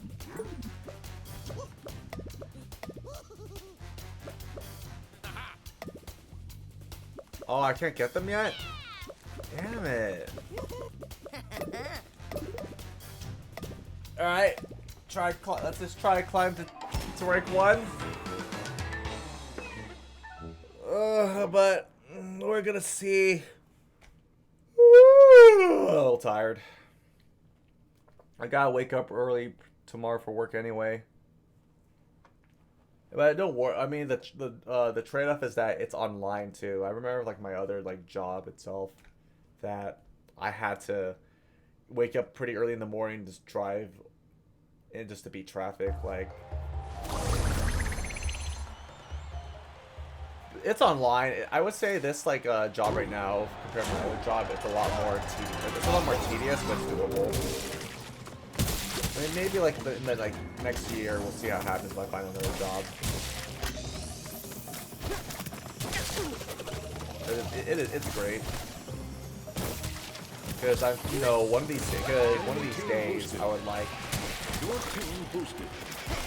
would like my content creation streaming job to take place. That'd be great, right? Living the dream. Imagine asking someone like 15 years ago if people thought that playing video games was like a viable option. They would have laughed at you. But now with like streaming platforms like YouTube and like Twitch, you can just, you know, yeah, that dream has become like a reality. You can actually, you know, make a living off like enjoying the things you love. I think and honestly, my very first thought about like, aside from like actual, you know, athletes, I'd say like Tony Hawk, you know, I would say like the legendary skateboarder, right? I believe he was the one who showed that, like, yeah, he was passionate, he really loved skateboarding, and then he did like make I think it took time, but he did, like, you know, it did pay off, right? He made like he's worth like millions from it, and he's like about, I think 50-something years old, and he's still doing it. Like, I think there's always like stories of him, like, you know, having injuries and just from all the like the crazy tricks he's trying to do. Like, he even said that, oh, I'm gonna keep skateboarding until I can't anymore. Like, probably, like, I mean, I think he probably retired like a long time ago in terms of competitive skateboarding. But I will say, my guess is that for sure, like, definitely when he's 60, like, he's got like, I think he's got stopped because he's really pushing it. I mean, people love the guy, but they are definitely concerned, like, hey, you really don't want to overdo it. You really don't want to, like, you know, like, God forbid something bad happens to you, right? Your team boosted. Because that's the thing, though, too. Like, when it comes to doing like very crazy, cool tricks and just experimenting, whether it be like for wrestling or skateboarding or quote unquote the more extreme sports, people need to, like, you know, have a nice balance of, okay, what to do and what not to do, like what's to experiment, what's not to experiment. If it's actually worth like the straining the body. I mean, even like some people's like training and practice can be brutal too, right? Because people like overuse some of their body parts to the point that it bleeds or super sore, and then maybe like some one bad accident happens that you can't do it anymore. And pretty much all that training and work was all for nothing, which is honestly really like heartbreaking to see, right? Imagine you spend like tens and hundreds of hours investing in like let's say training for something, and then like something tragic happens to you and you can't do that anymore. It's actually one of the worst feelings ever. Like your entire, like, you know, all those hours spent, and it takes this one little accident just to go it all down. Your team extends a big lead.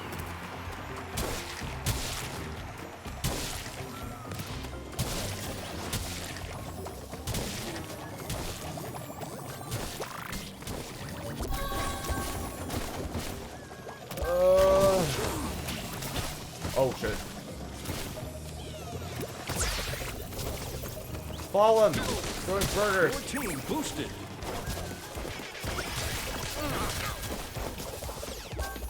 I actually wonder what a bat burger tastes like. Because I know that when it comes to like certain animals Your team that, boosted. and creatures, they're not like safe for Enemy consumption. team boosted. Like some people think about like have the line of reasoning that what people eat pig and like you know cow and what is it beef and all other things and like pork, right? So Your why? team extends I'm pretty a sure like a big bat's lead. about the same thing. Well, it turns out that no, a bat is a lot more poisonous because I guess our like bodies are able to like fight, to actually resist it and have to build immunity to it.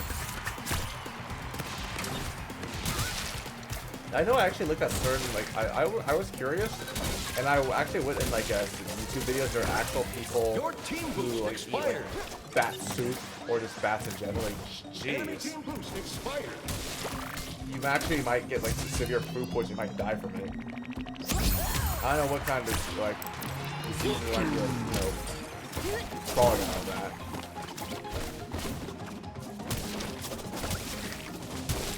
I actually don't think I would ever eat a bat. I just wouldn't. I think I would just be that grossed out.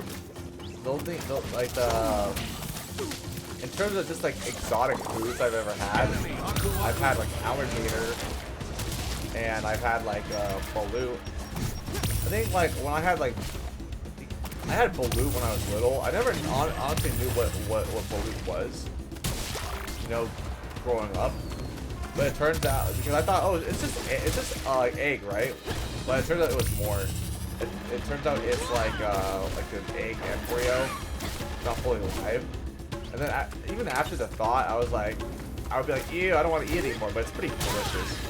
You get like the balut egg. It's a nice hard, hot egg.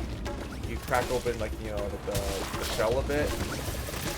You add some eat it with like salt and some salt, pepper, and some I don't know, I think it's like a mint leaf, basil or whatever on it, but not before you add like the not before you like drink the broth.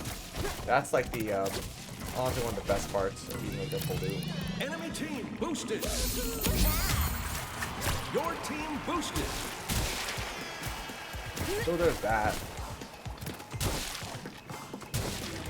I would say I'm curious about how like I think I mentioned before like how I'm really curious what like how would a shark taste like or a bear taste like. Like so, what are some like fish? Like what would jellyfish taste like? I don't know if it would sting my tongue, or unless it has to be active. I know my friends like they went to like Hawaii before, and they told me that they actually got stung by like a jellyfish.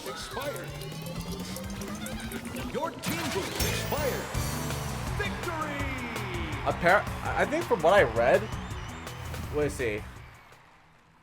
I believe jellyfish, they have like the little tentacles they have are like poisonous, and like then what does the sting come from? Because I think I watched a lot of SpongeBob, right?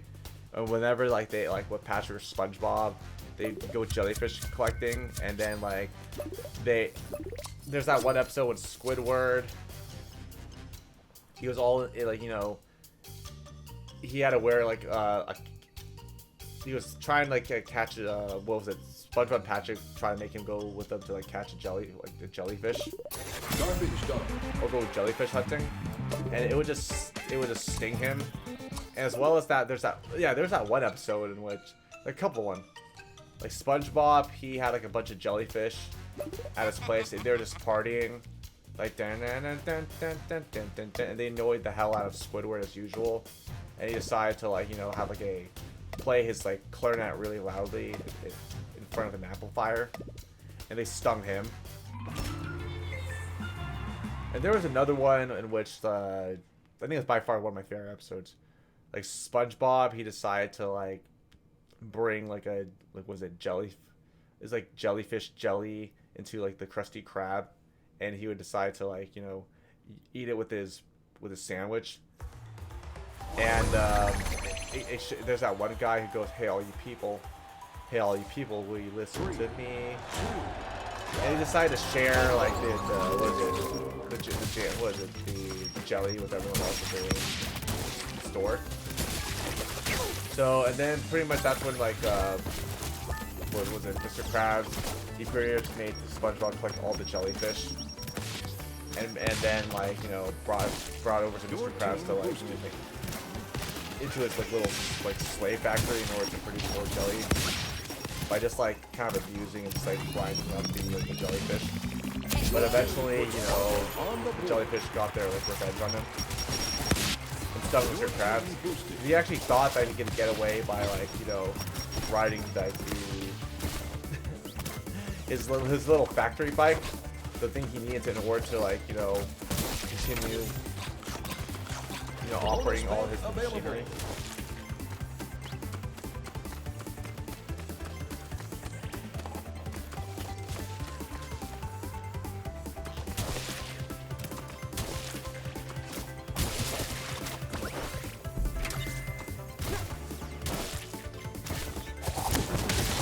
Oh shit.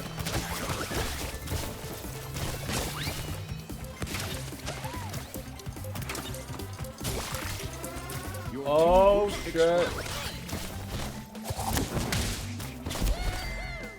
Honestly, the first 100 episodes of SpongeBob are like the greatest. Like, I think it's like SpongeBob at its peak. And it's not coincidence that like, the show went downhill in like quality after like I forgot his name. Was it Steven Spielberg or something? Oh, Heinz or Spielberg. He was like the director of like the first 100 episodes of the season, and that's why like any of the first 100 episodes you can just like pick up and it's like it's timeless. Like, SpongeBob had like even like there's something called like Bikini Bottom Twitter. Your like, team boosted on Reddit. In which every like episode you can think of like a meme from there. Gasboxian guard ready.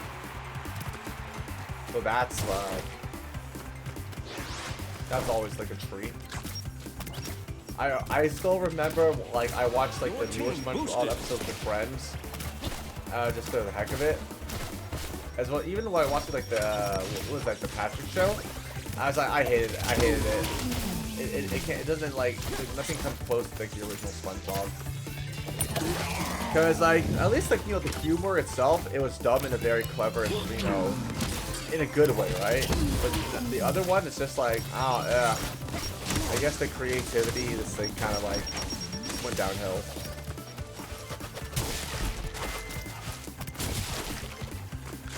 And speaking of like cartoons, right? I watched aside before I transitioned to anime full time or seasonally. I remember I watched what are some other shows since SpongeBob? I think it was Camp Lazlo. That show was pretty much like the Cartoon Network version of like SpongeBob, and I actually liked it too. So like sea creatures, you have like animals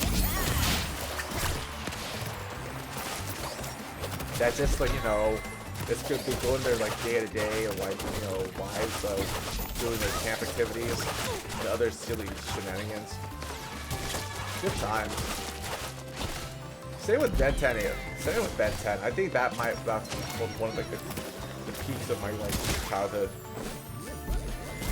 Your team it's something so satisfying actually watching like a show when it first came out, right, with the premiere. Like for me, like watching Yu-Gi-Oh! When it first came on like Cartoon Network for 4Kids, it was beautiful. Cause that's when I was there day one when it comes to like the meta game itself. The first thing, like the first like starter deck, like Yu-Gi-Oh! For Kaiba.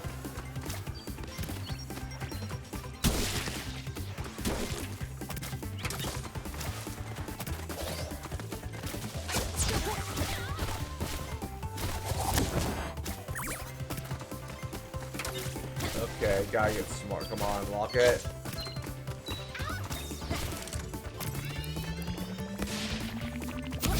Holy shit, I can't believe I can get away with that.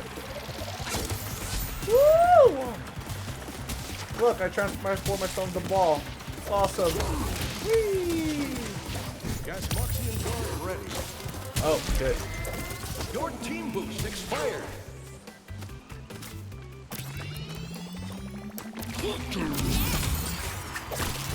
Go, my guardian.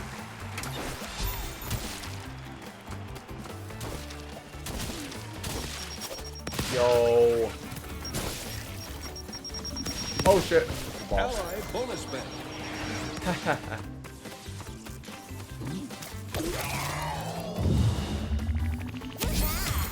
Almost there.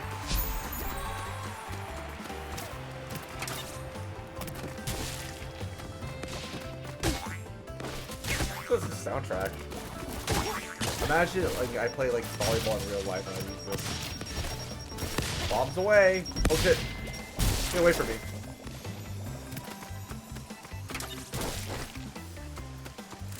Your team boosted.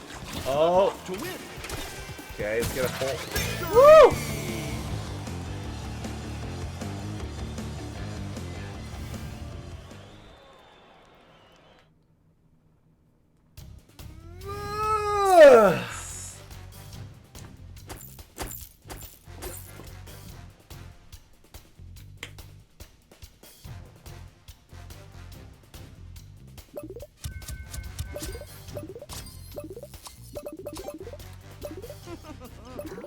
I don't know if I just pick someone else.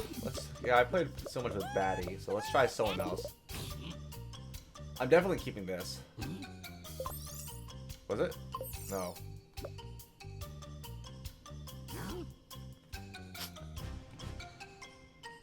Hey, it's Squidward if he was an actual, you know, badass giant.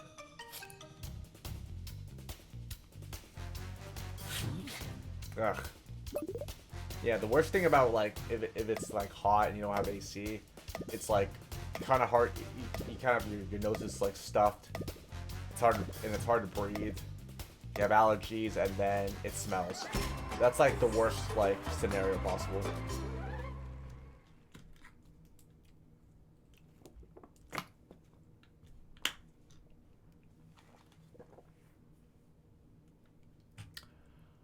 Ah.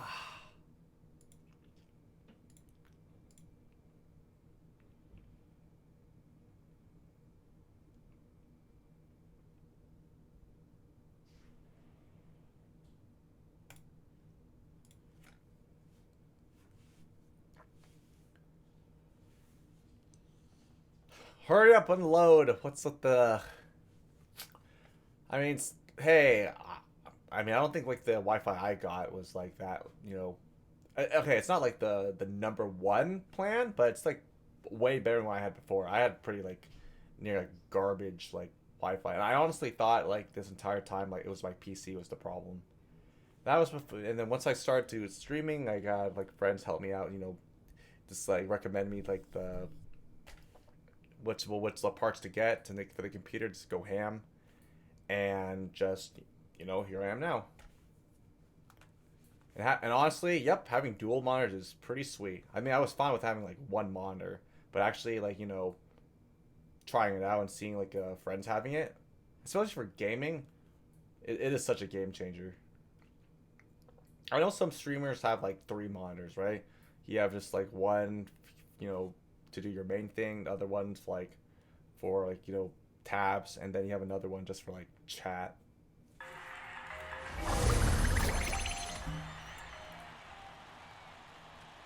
I don't think I'm like there yet, but we'll see. Whee!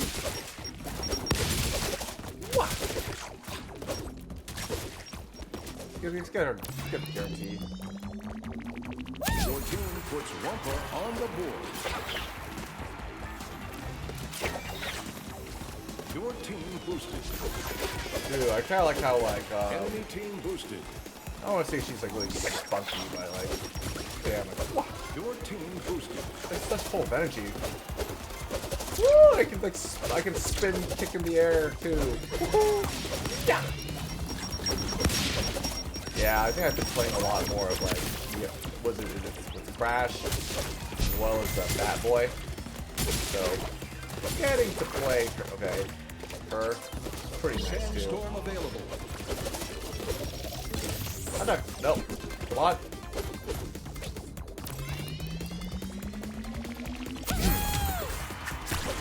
Whee! I can get the fruit. Enemy team boost expired. Oh shit. Don't cut. Your team boost expired. See something that I can catch up.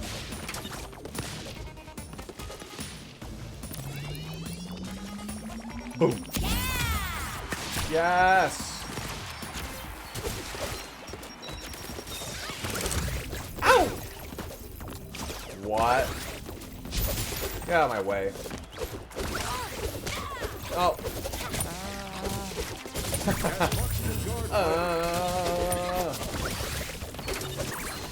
Oh shit, you can drill as well. Okay, come on, let me get to my zone. Don't stop me.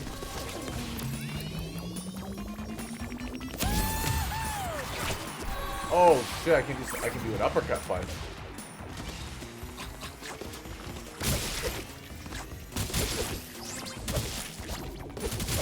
Yeah, I'm actually curious how like the Crash trilogy is gonna be. I can't wait because I'm just gonna be playing this for maybe like a few days.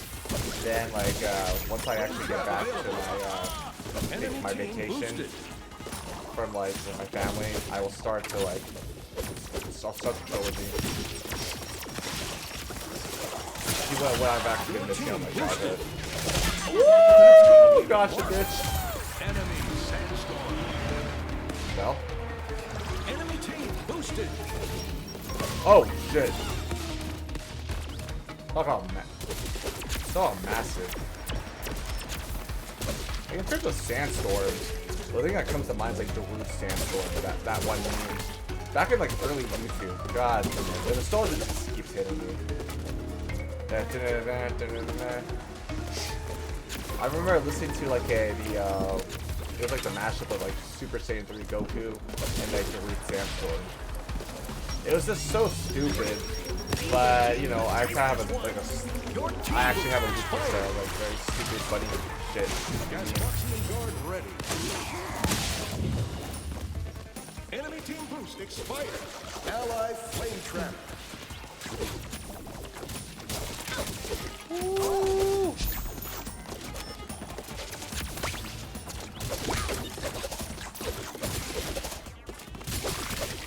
Okay, yep. Just keep going up and down. I'm not actually. Let's see if she can actually wall jump too. Oh! Nope. Squidward, protect me. Ally flame trap. if you want to like, you know, stop me, you gotta get through him.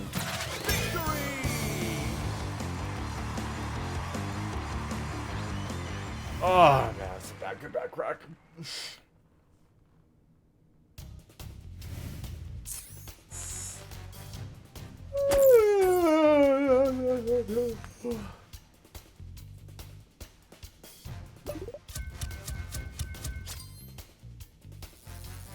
All right. Okay. Let's see how long my battle pass lasts. I've already ate here. Maybe I could try like going with everyone else.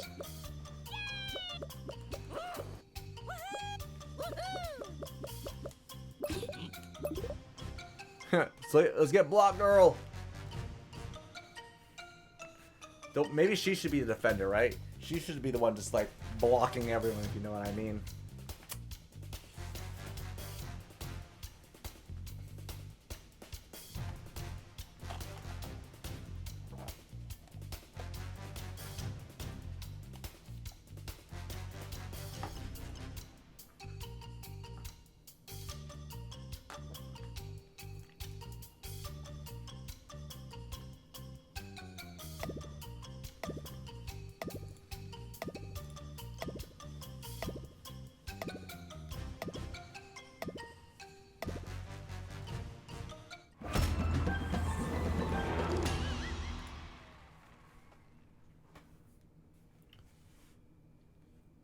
Uka Uka.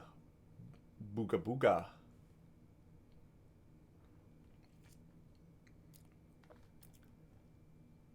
Yeah, I'm actually curious, like, what the lore is, like, with, like, Crash. I probably would read more into it, like, after I finish the games. I'm not curious. I think I just want to just play, you know, spin, just belly flop, and just, you know, collect items. Aside from the other games, like, aside from this game for Rumble, I got. There's a trilogy. There's also Spyro the. Oh yeah, it's Spyro, not Spiral. Yeah, Spyro the Dragon, and I got like the Bug Fable game, which is pretty much their version of like Paper Mario, which I've heard. You know what? I'm gonna try it out. I think when it comes to certain like, you know, indie like independent games, I was like, I don't know. I want to play a game that, you know, I know it's like, you know, backed up like a major corporation. 3, 2, 1. Right. I got, oh. Like that? Like that, asshole? This is just bullying him too.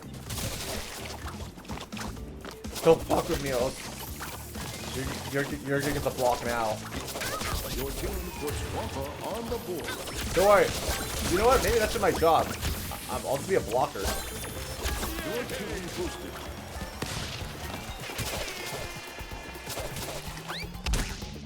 Come on, just. Woo! Your team boosted. Dude, she's just like, she reminds me of, like, Naruto. Was that, like, I think it's Kiba, right? He did that whole, was it the Fang over Fang attack?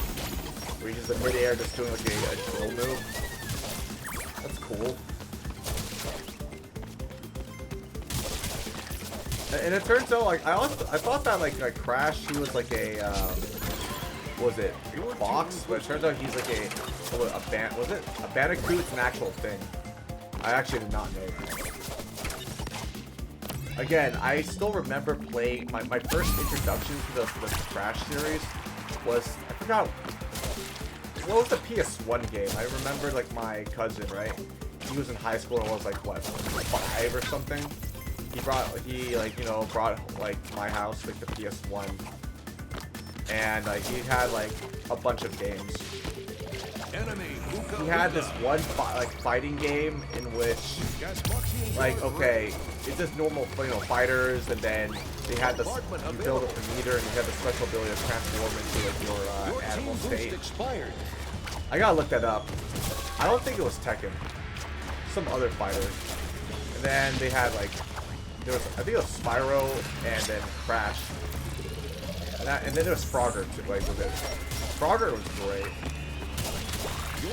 It was such a simple, you know, platforming game, right? You just have to, like, you know, move left, right, and just get to, like, you know, get across, like, the road to your objective. Avoid all the obstacles. Just don't die. Very straightforward.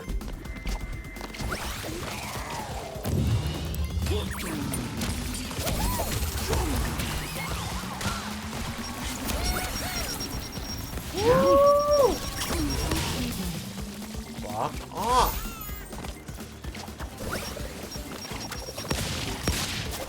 Woo!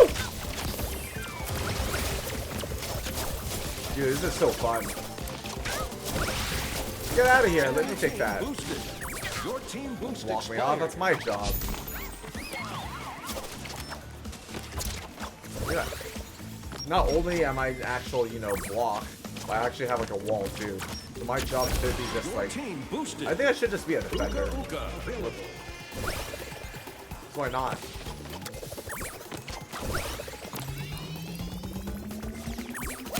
Every point counts. Huh? Ow. Get up. Well, haha. Ah, fuck you. Shit. Enemy team boost expired. Retreat. Enemy Uka Uka. Uh oh, shit. on. Ally bombardment. Yes. Your team Okay, has lead. this is getting close. Your team boost expired. Whee! Oh shit. Ah, good old fireworks. I didn't know like this game they had like their own like 4th of July. Enemy team pulls ahead. And actually, like 4th of July weekend was pretty fun. Your Like team it was pulls like the ahead. same day I just got back from I actually got back from Expo, and the first thing I did Enemy team was scores for the lead. get myself some burgers.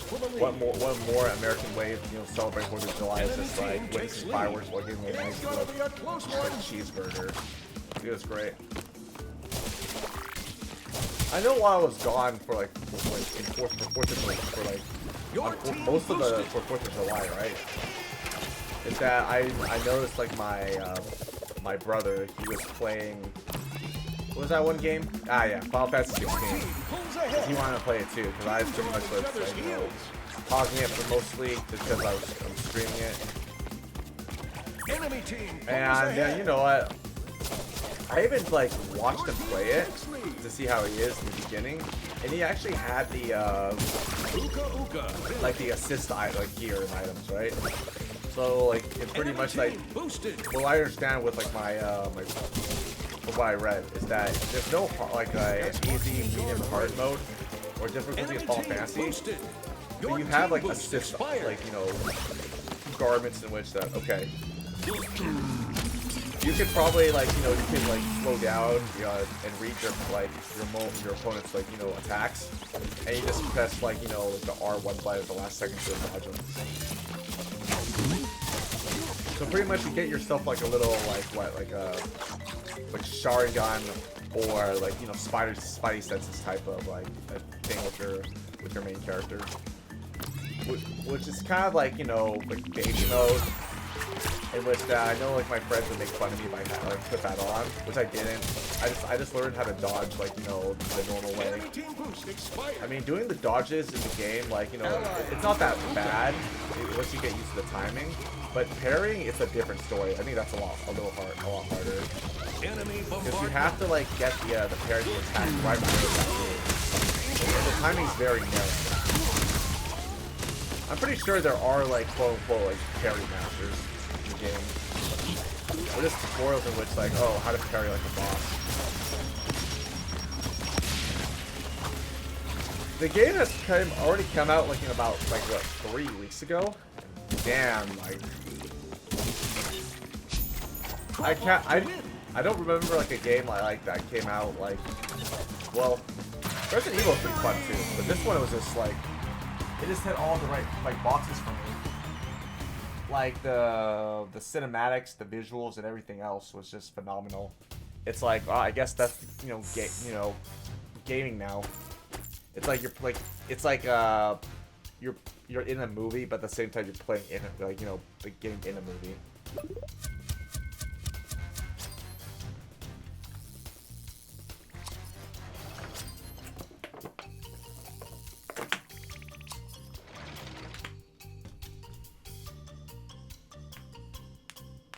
Oh man.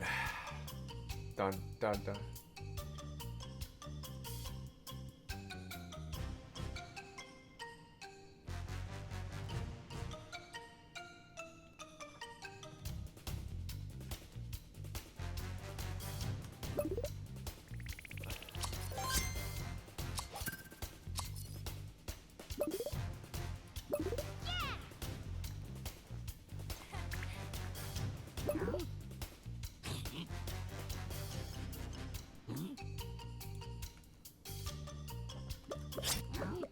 Yeah, I don't want the flex. Honestly, this is like the best like thing in the game.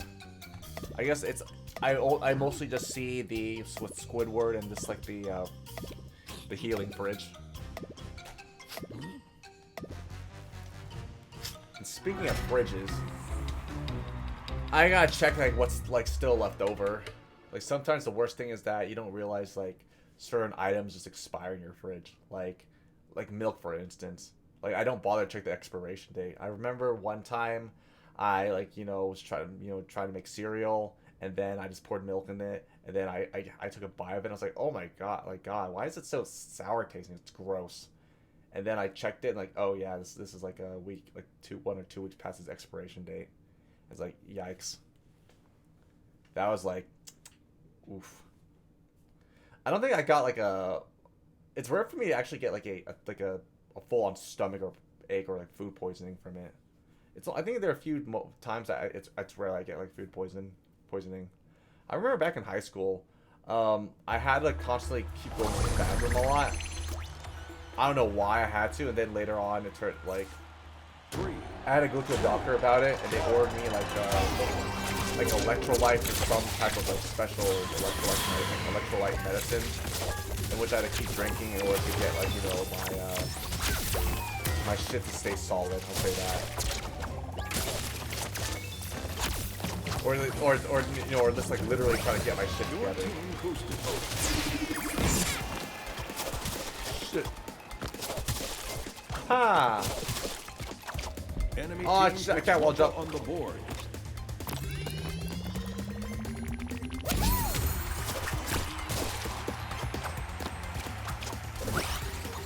Your team boosted. I mean, again, you try not to die, but you know the respawn time.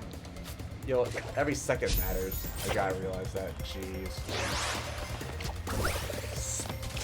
Yeah, take my throw. Oh, like that.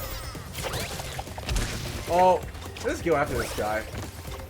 Oh, let's fuck with them. Your team extends a big lead. Yo, push him off. Get him. Woo! Got him. Okay, I think he's probably out for revenge. Spirit Guardian available. Your team boost expired. Oh. Whee! I can fly. No. Dude, this is like so one-sided. Just end the stream if I lose this dude.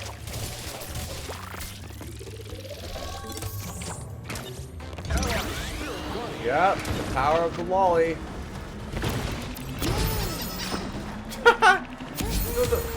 What's up with the squeaky toy?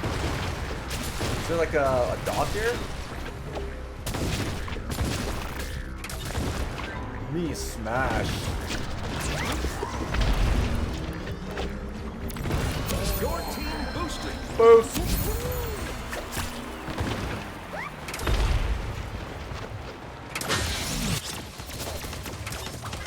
Right, give me another one. Oh.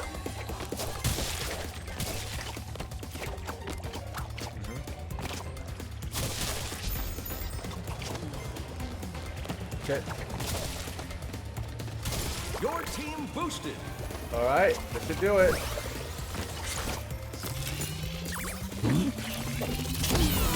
Yay! Victory! Victory!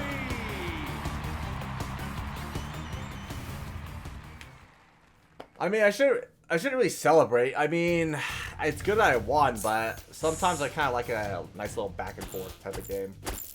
I don't know if you guys feel like, do you like it in which that you prefer like watching a competition where it's just like a one-sided slaughter, or just where there's like a back and forth between the two? Because one or the other, I don't really mind that much. Sometimes if it's that one-sided, it's kind of sad to watch. But if it's like nice, like depending on how they, you know, make it one-sided. If like the other team just like styles and goes for like really cool shit, then like, okay, I can see that being pretty epic. But if it's like to the point where like you're not giving your opponent any, give them a chance and not let them play the game, it's rough. It kind of reminds me of the current state of like Yu-Gi-Oh right now. Like I remember growing up and playing it, it was more slow paced. You can take your time, that your opponent can actually have a chance. But you know, fast forward 20 years later, everything is just like super fast paced. You have like dozens of like, you know, like a wall of text or just an essay in an entire card. Because like I don't I'm not here to read an essay or just like read an entire like book in like a little small cardboard form. I want to play the game. I know for me, once I actually see a card, I can just like do all that reading. I just know what to do. Even like recently, there was actual like I believe like shareholder meeting with like Konami and their shareholders and every other major person there. They were talking about like the current state of like Yu-Gi-Oh, in which okay, yeah, they realized there's a problem getting just getting new people into the game and sustaining that like that player base. Because obviously Yu-Gi-Oh is one of the most like popular trading card games there is, and how are they supposed to get like new people into like their mainline series, this TCG? And that's why like they tried making alternative like the game formats. Like there's like the Rush Duel, right? Which is more like a different game than like Yu-Gi-Oh! It's like in the mainline TCG series, or just have like what is it, the speed duels, which is nice, right? But that doesn't really like translate into the like actual competitive scene. And it just sucks too, right? It feels like one of those games that you probably should like. You have to be there to like the beginning, right? To know what's going on. The actual, because you can kind of like you can do all the eras. You have like a massive advantage over like people obviously start being late. Expired. Enemy team boost expired. Because obviously you've been following it pretty carefully. So they have addressed like banning certain problem cards, as well as what was it? Going after. I think yeah, and then adding new features for like Master Duel, the online like version of the game. But the thing is that obviously it's a lot different, right? They use a different like format, like list than like me and everyone else is used to here. So it is a conundrum. I will always say for like Master Duel, just have alternative like formats, or even yet, I know that like was a very prominent YouTuber like MBT. He suggested like rotation formats. That'd be interesting.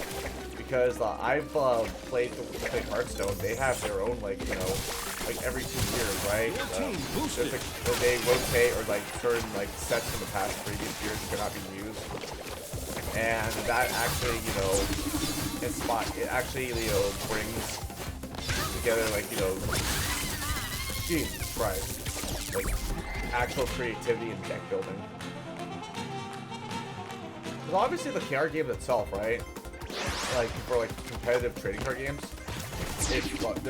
there is RNG, but at the same time, it ultimately comes down to how well you know like certain matchups and how well you can make your deck. Because deck building is an actual skill. Knowing what to play, knowing what to side deck, etc. Because that's kind of important, right? Like the whole side decking, which like your opponent knows what like what like basic decision making there is in an actual card game. That's very valuable to have. Oh man, why am I so itchy? Your team boosted. Yeah, there's no way we're winning this.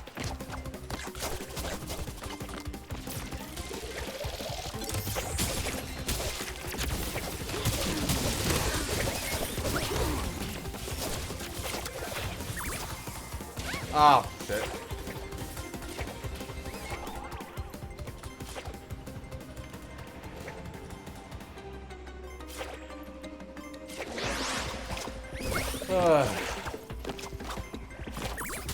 I mean, the game has been already, for Master's been already out for like a year and a half.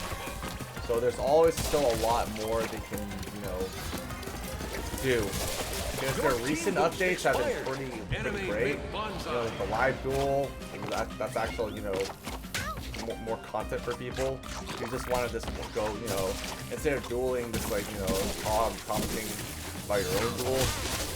you could actually just like, you know, live watch people from like this, like whether it be casual or ranked rules, and just chill out. Who needs Netflix and chill and kind of like Yu-Gi-Oh and chill, right?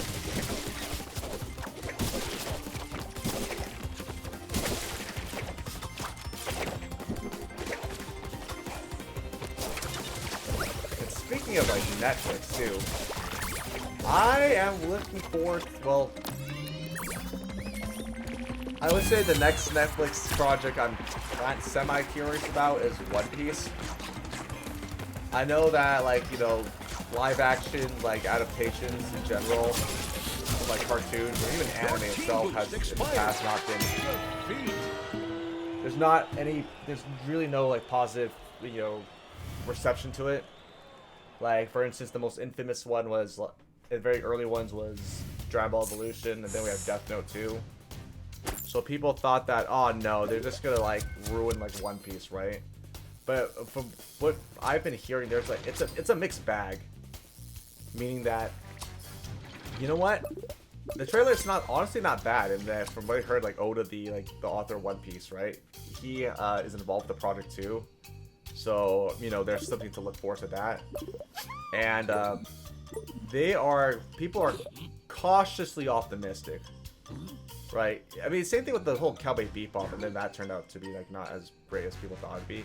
But for One Piece, right? Like arguably like the number one like anime or manga franchise, right?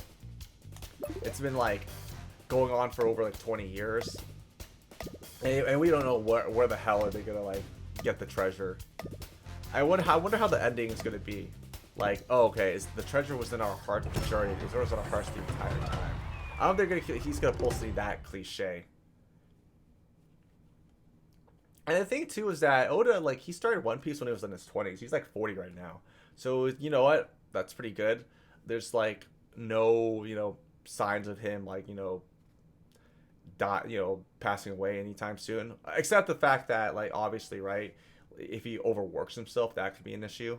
Because I know recently he took like a 1 month break, and it's like, yeah, I think the people at like Shonen Jump or just at Toei Animation were like glad that, yeah, he's our like or one of our main cash cows. We cannot afford him to like die.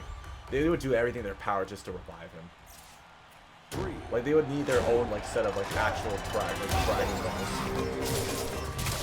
If that actually came to like more fruition. But thankfully no.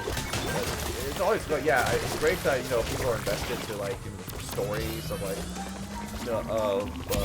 characters in their favorite show or like favorite, you know, novel or manga or whatever. But at the end of the day, you know, it's like the people who make make art, like who bring our like hobbies and like to life, they're still human too. So it's nice that obviously there are people like, yeah, it's great and all, but we obviously want that person, to take care of their health, don't push it. It's great. So we'll see how like the live action one is gonna go. I wonder if it's gonna be better than like Cowboy Bebop, because the thing that people are worried about is just like the anime, like the CGI or like how are they gonna do like the special attacks in the show, and how much is it cover too? Because I know that like with some live action, right, like projects they worked on with some their anime adaptation or live action like shows based on the anime. Like even arguably like some foreign shows will probably like have better like production quality and the actual like live action they would work on. I still remember like back in like middle school too, when I first heard about Dragon Ball Evolution, coming out. That I told my because me and my friend were like big Dragon Ball, we're still big Dragon Ball fans, but I told her like, hey, you checked out like Dragon Ball Evolution,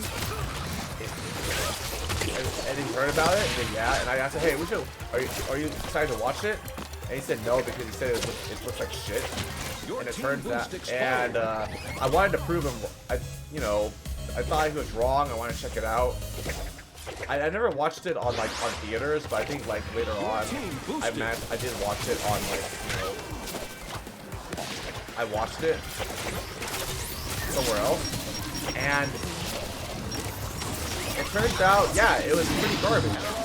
I think I had to like watch like reruns of like Dragon Ball Z Online or the Dragon Ball Bridge because like what are it felt like super out of touch and it was just so dumb. They made like what was it? They made Goku in high school and shit, and it's like oh everything is just so bad. So. And I'm pretty sure, like the director of Dragon Ball, like the Dragon Ball Evolution, he probably got death threats. Hell, even like the Death Note director for the live action got like death threats too, and he got mean on it too. It's like it's in his Twitter account. There are people like expressing their like contempt for like the live action, as well as like they posted like pictures and gifs of like a Death Note with the director's name on it, and it's one of those like funny and fucked up things to like to react to.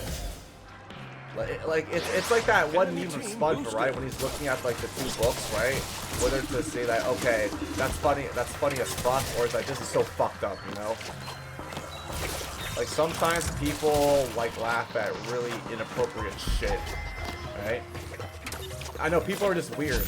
Like they don't mean to do it, like to laugh, but it just happens. I guess I could personally understand that.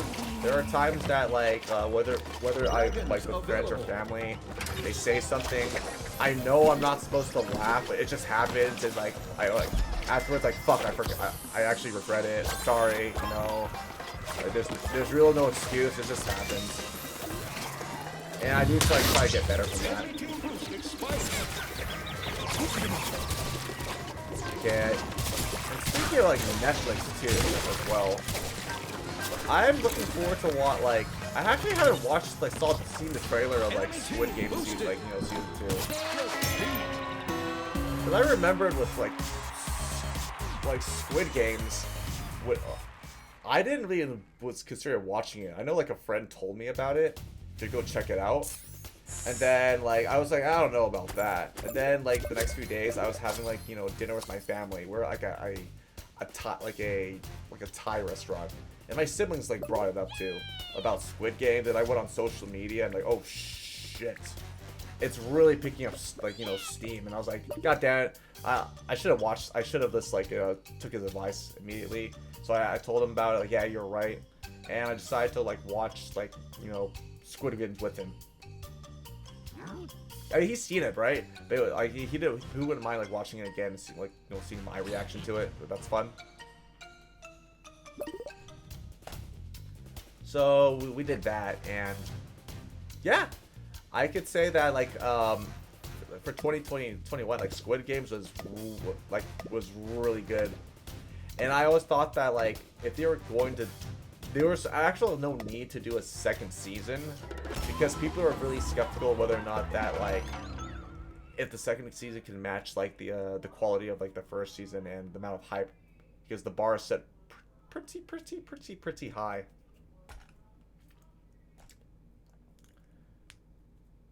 So, like... And, the memes that generate from Squid Game were, like... Were great too. The moment like I saw like the bad guys or the dudes in like the red and the mask and all that, I knew full well there's gonna be like some type of like Among Us like Squid Games collab or just like the memes regarding it, like who's the imposter. Like so I can't wait for like to see what's gonna go on, what's gonna happen with that. And I know, and with like short note with like Among Us too. I think I kind of regret not playing during the peak of like when the game was just popping off. I think it was like during when COVID happened. It actually looked pretty fun too. I played it like later on with my friends. It was fun.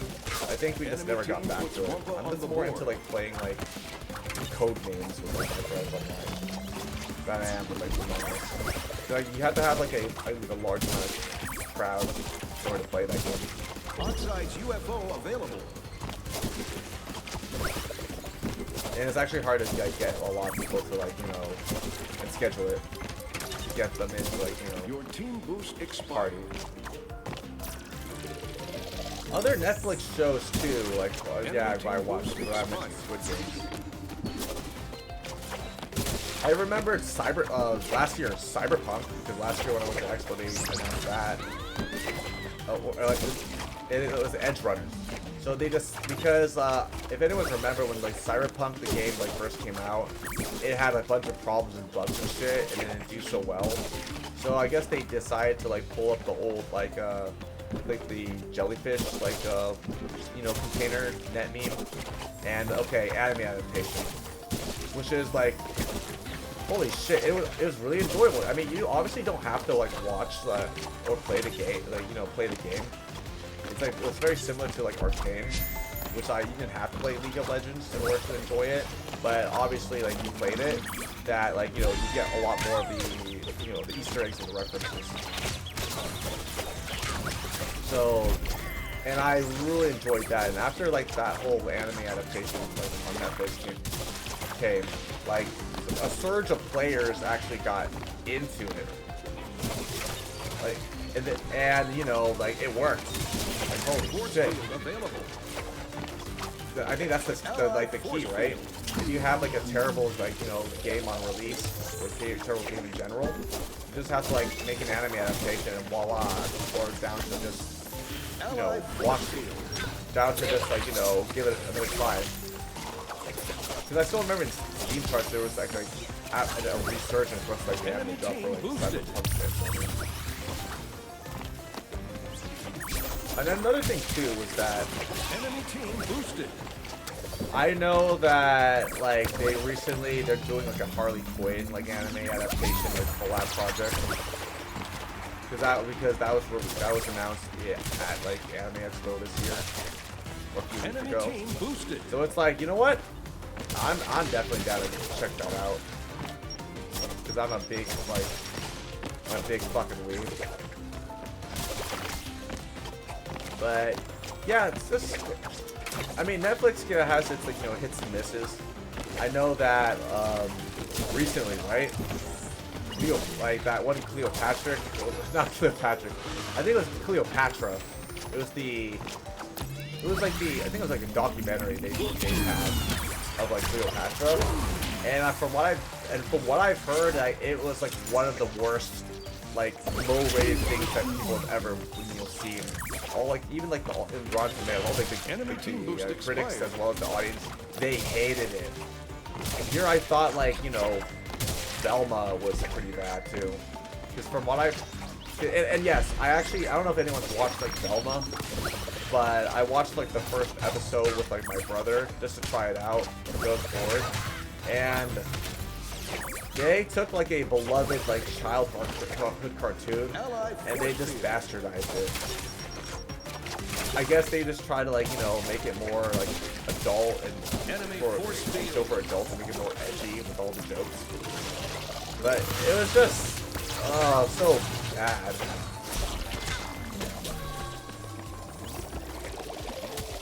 I mean, what else are they gonna do, right? What's like another beloved, well, then again, they already did that with like Teen Titans in a way. Because, I mean, some people like Teen Titans like Go. I do not like Teen Titans Go. Like, can we just give like the Teen Titans like the Samurai Jack treatment? You know, all those years. I was actually surprised that like they had like a final season of Samurai Jack. And I didn't watch the final season, so I can't give you my thoughts. Some people said it's good, some people say it's questionable, like whatever.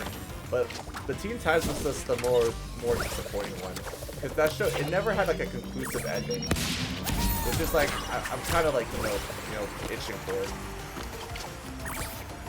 Because Teen Titans was one of like my favorite like shows growing up. Like even like each of the seasons actually focused on one of like the Teen Titans members, right?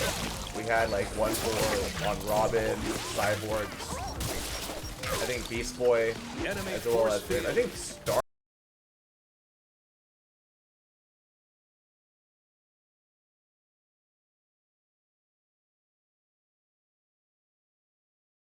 that was like super dark.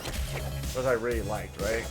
Because that was when they brought back Slade, and he got like, you know, I mean, he's weak, but like, but he kind of compensated because he actually was granted all these like super thick, super fire powers from like Raven's dad, and they talked about like her like relationship with her father, as well as like, you know, her quote unquote destiny. No, back in the day, some of those cartoons were just like super scary and dark.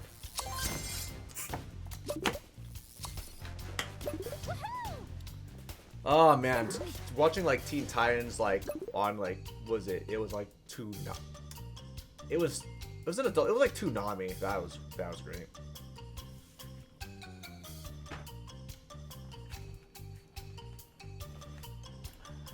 And I feel it might be too late to like actually do, it's been like what, I believe if I recall correctly, like the last time like I watched Teen Titans, and when it like stopped after that one episode where like Beast Boy, he found out like what, Taro is still like alive.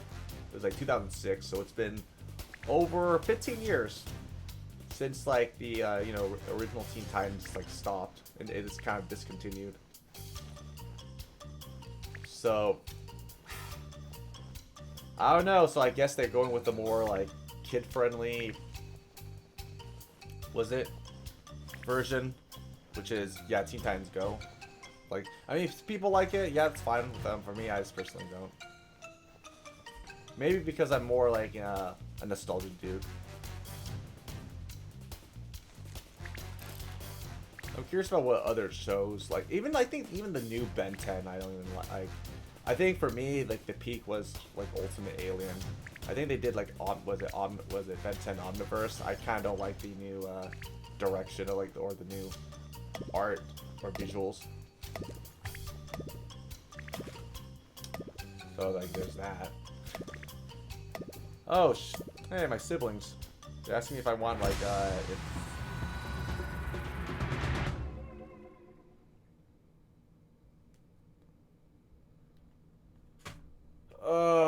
yeah. Well, that was my brother. He just texted me if I wanted to get like, you know, any like burgers. And I think I'm good, honestly.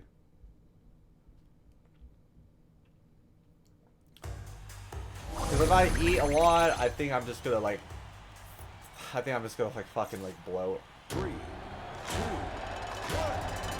I think the best way for me to like, you know, get past the bloating is to say if I just have like alcohol right before I sleep. That usually helps.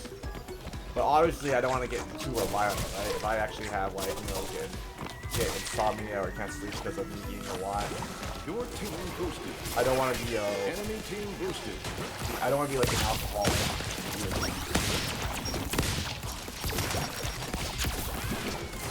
Your team boosted.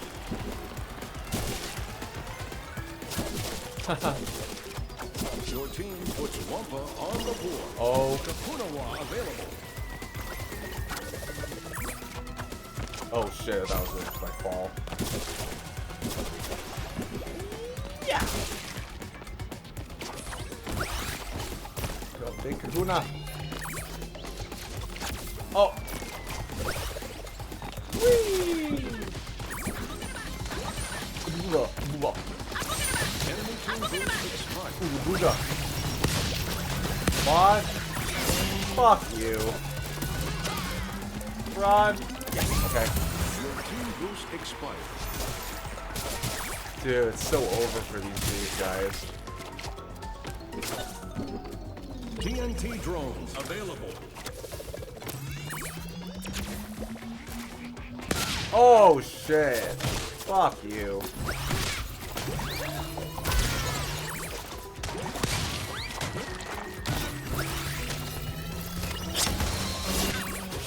Shit. Alright, retreat. Fuck. I'm gonna get that little fucker.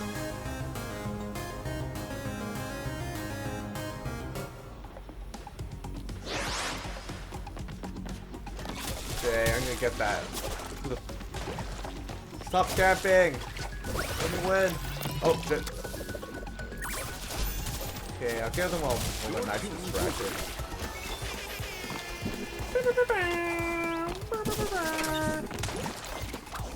Oh. Shit. Slime time? What the fuck was that?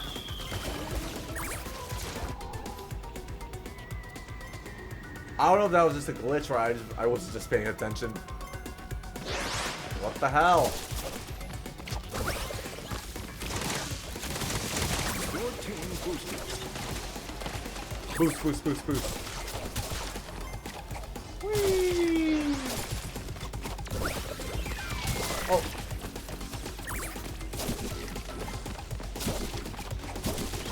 Ah. Get the fuck out of here. Oh, shit. Okay. Run, run, run, run. Your team boosted.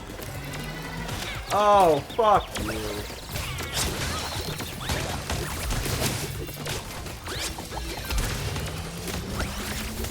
Try to get through my wall. Ah! Oh! Woohoo!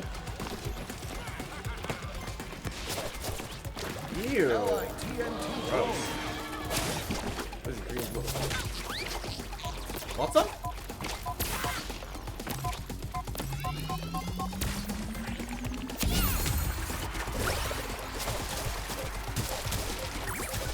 You know what? This is gonna let me get some free fruit. Let's go. Oh shit. Come on. Belly bump. Shit. Your team boosted. Ah. Your team extends a big lead. Oh. Not like a little bugaboo right here. Up. Fuck off, everyone. Fuck off.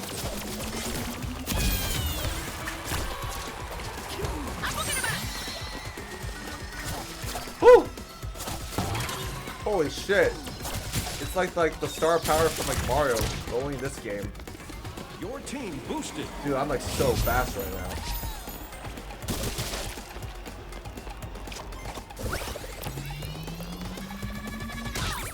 Oh, you son of a... Last second. God fuck. Damn it. Haha. Oh. What are these bombs? TNT These are drones. shitty bombs. Get out of here.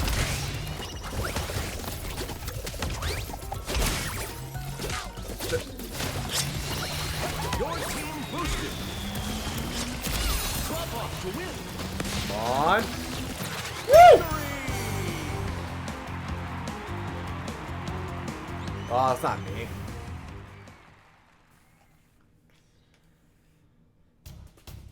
Oh, okay.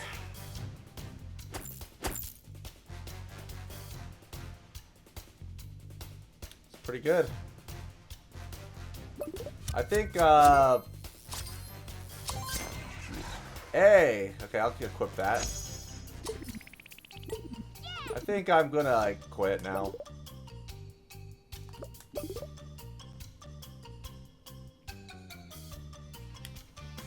Alright. I think, you know what? Let me try something. I think I'm gonna call it right now.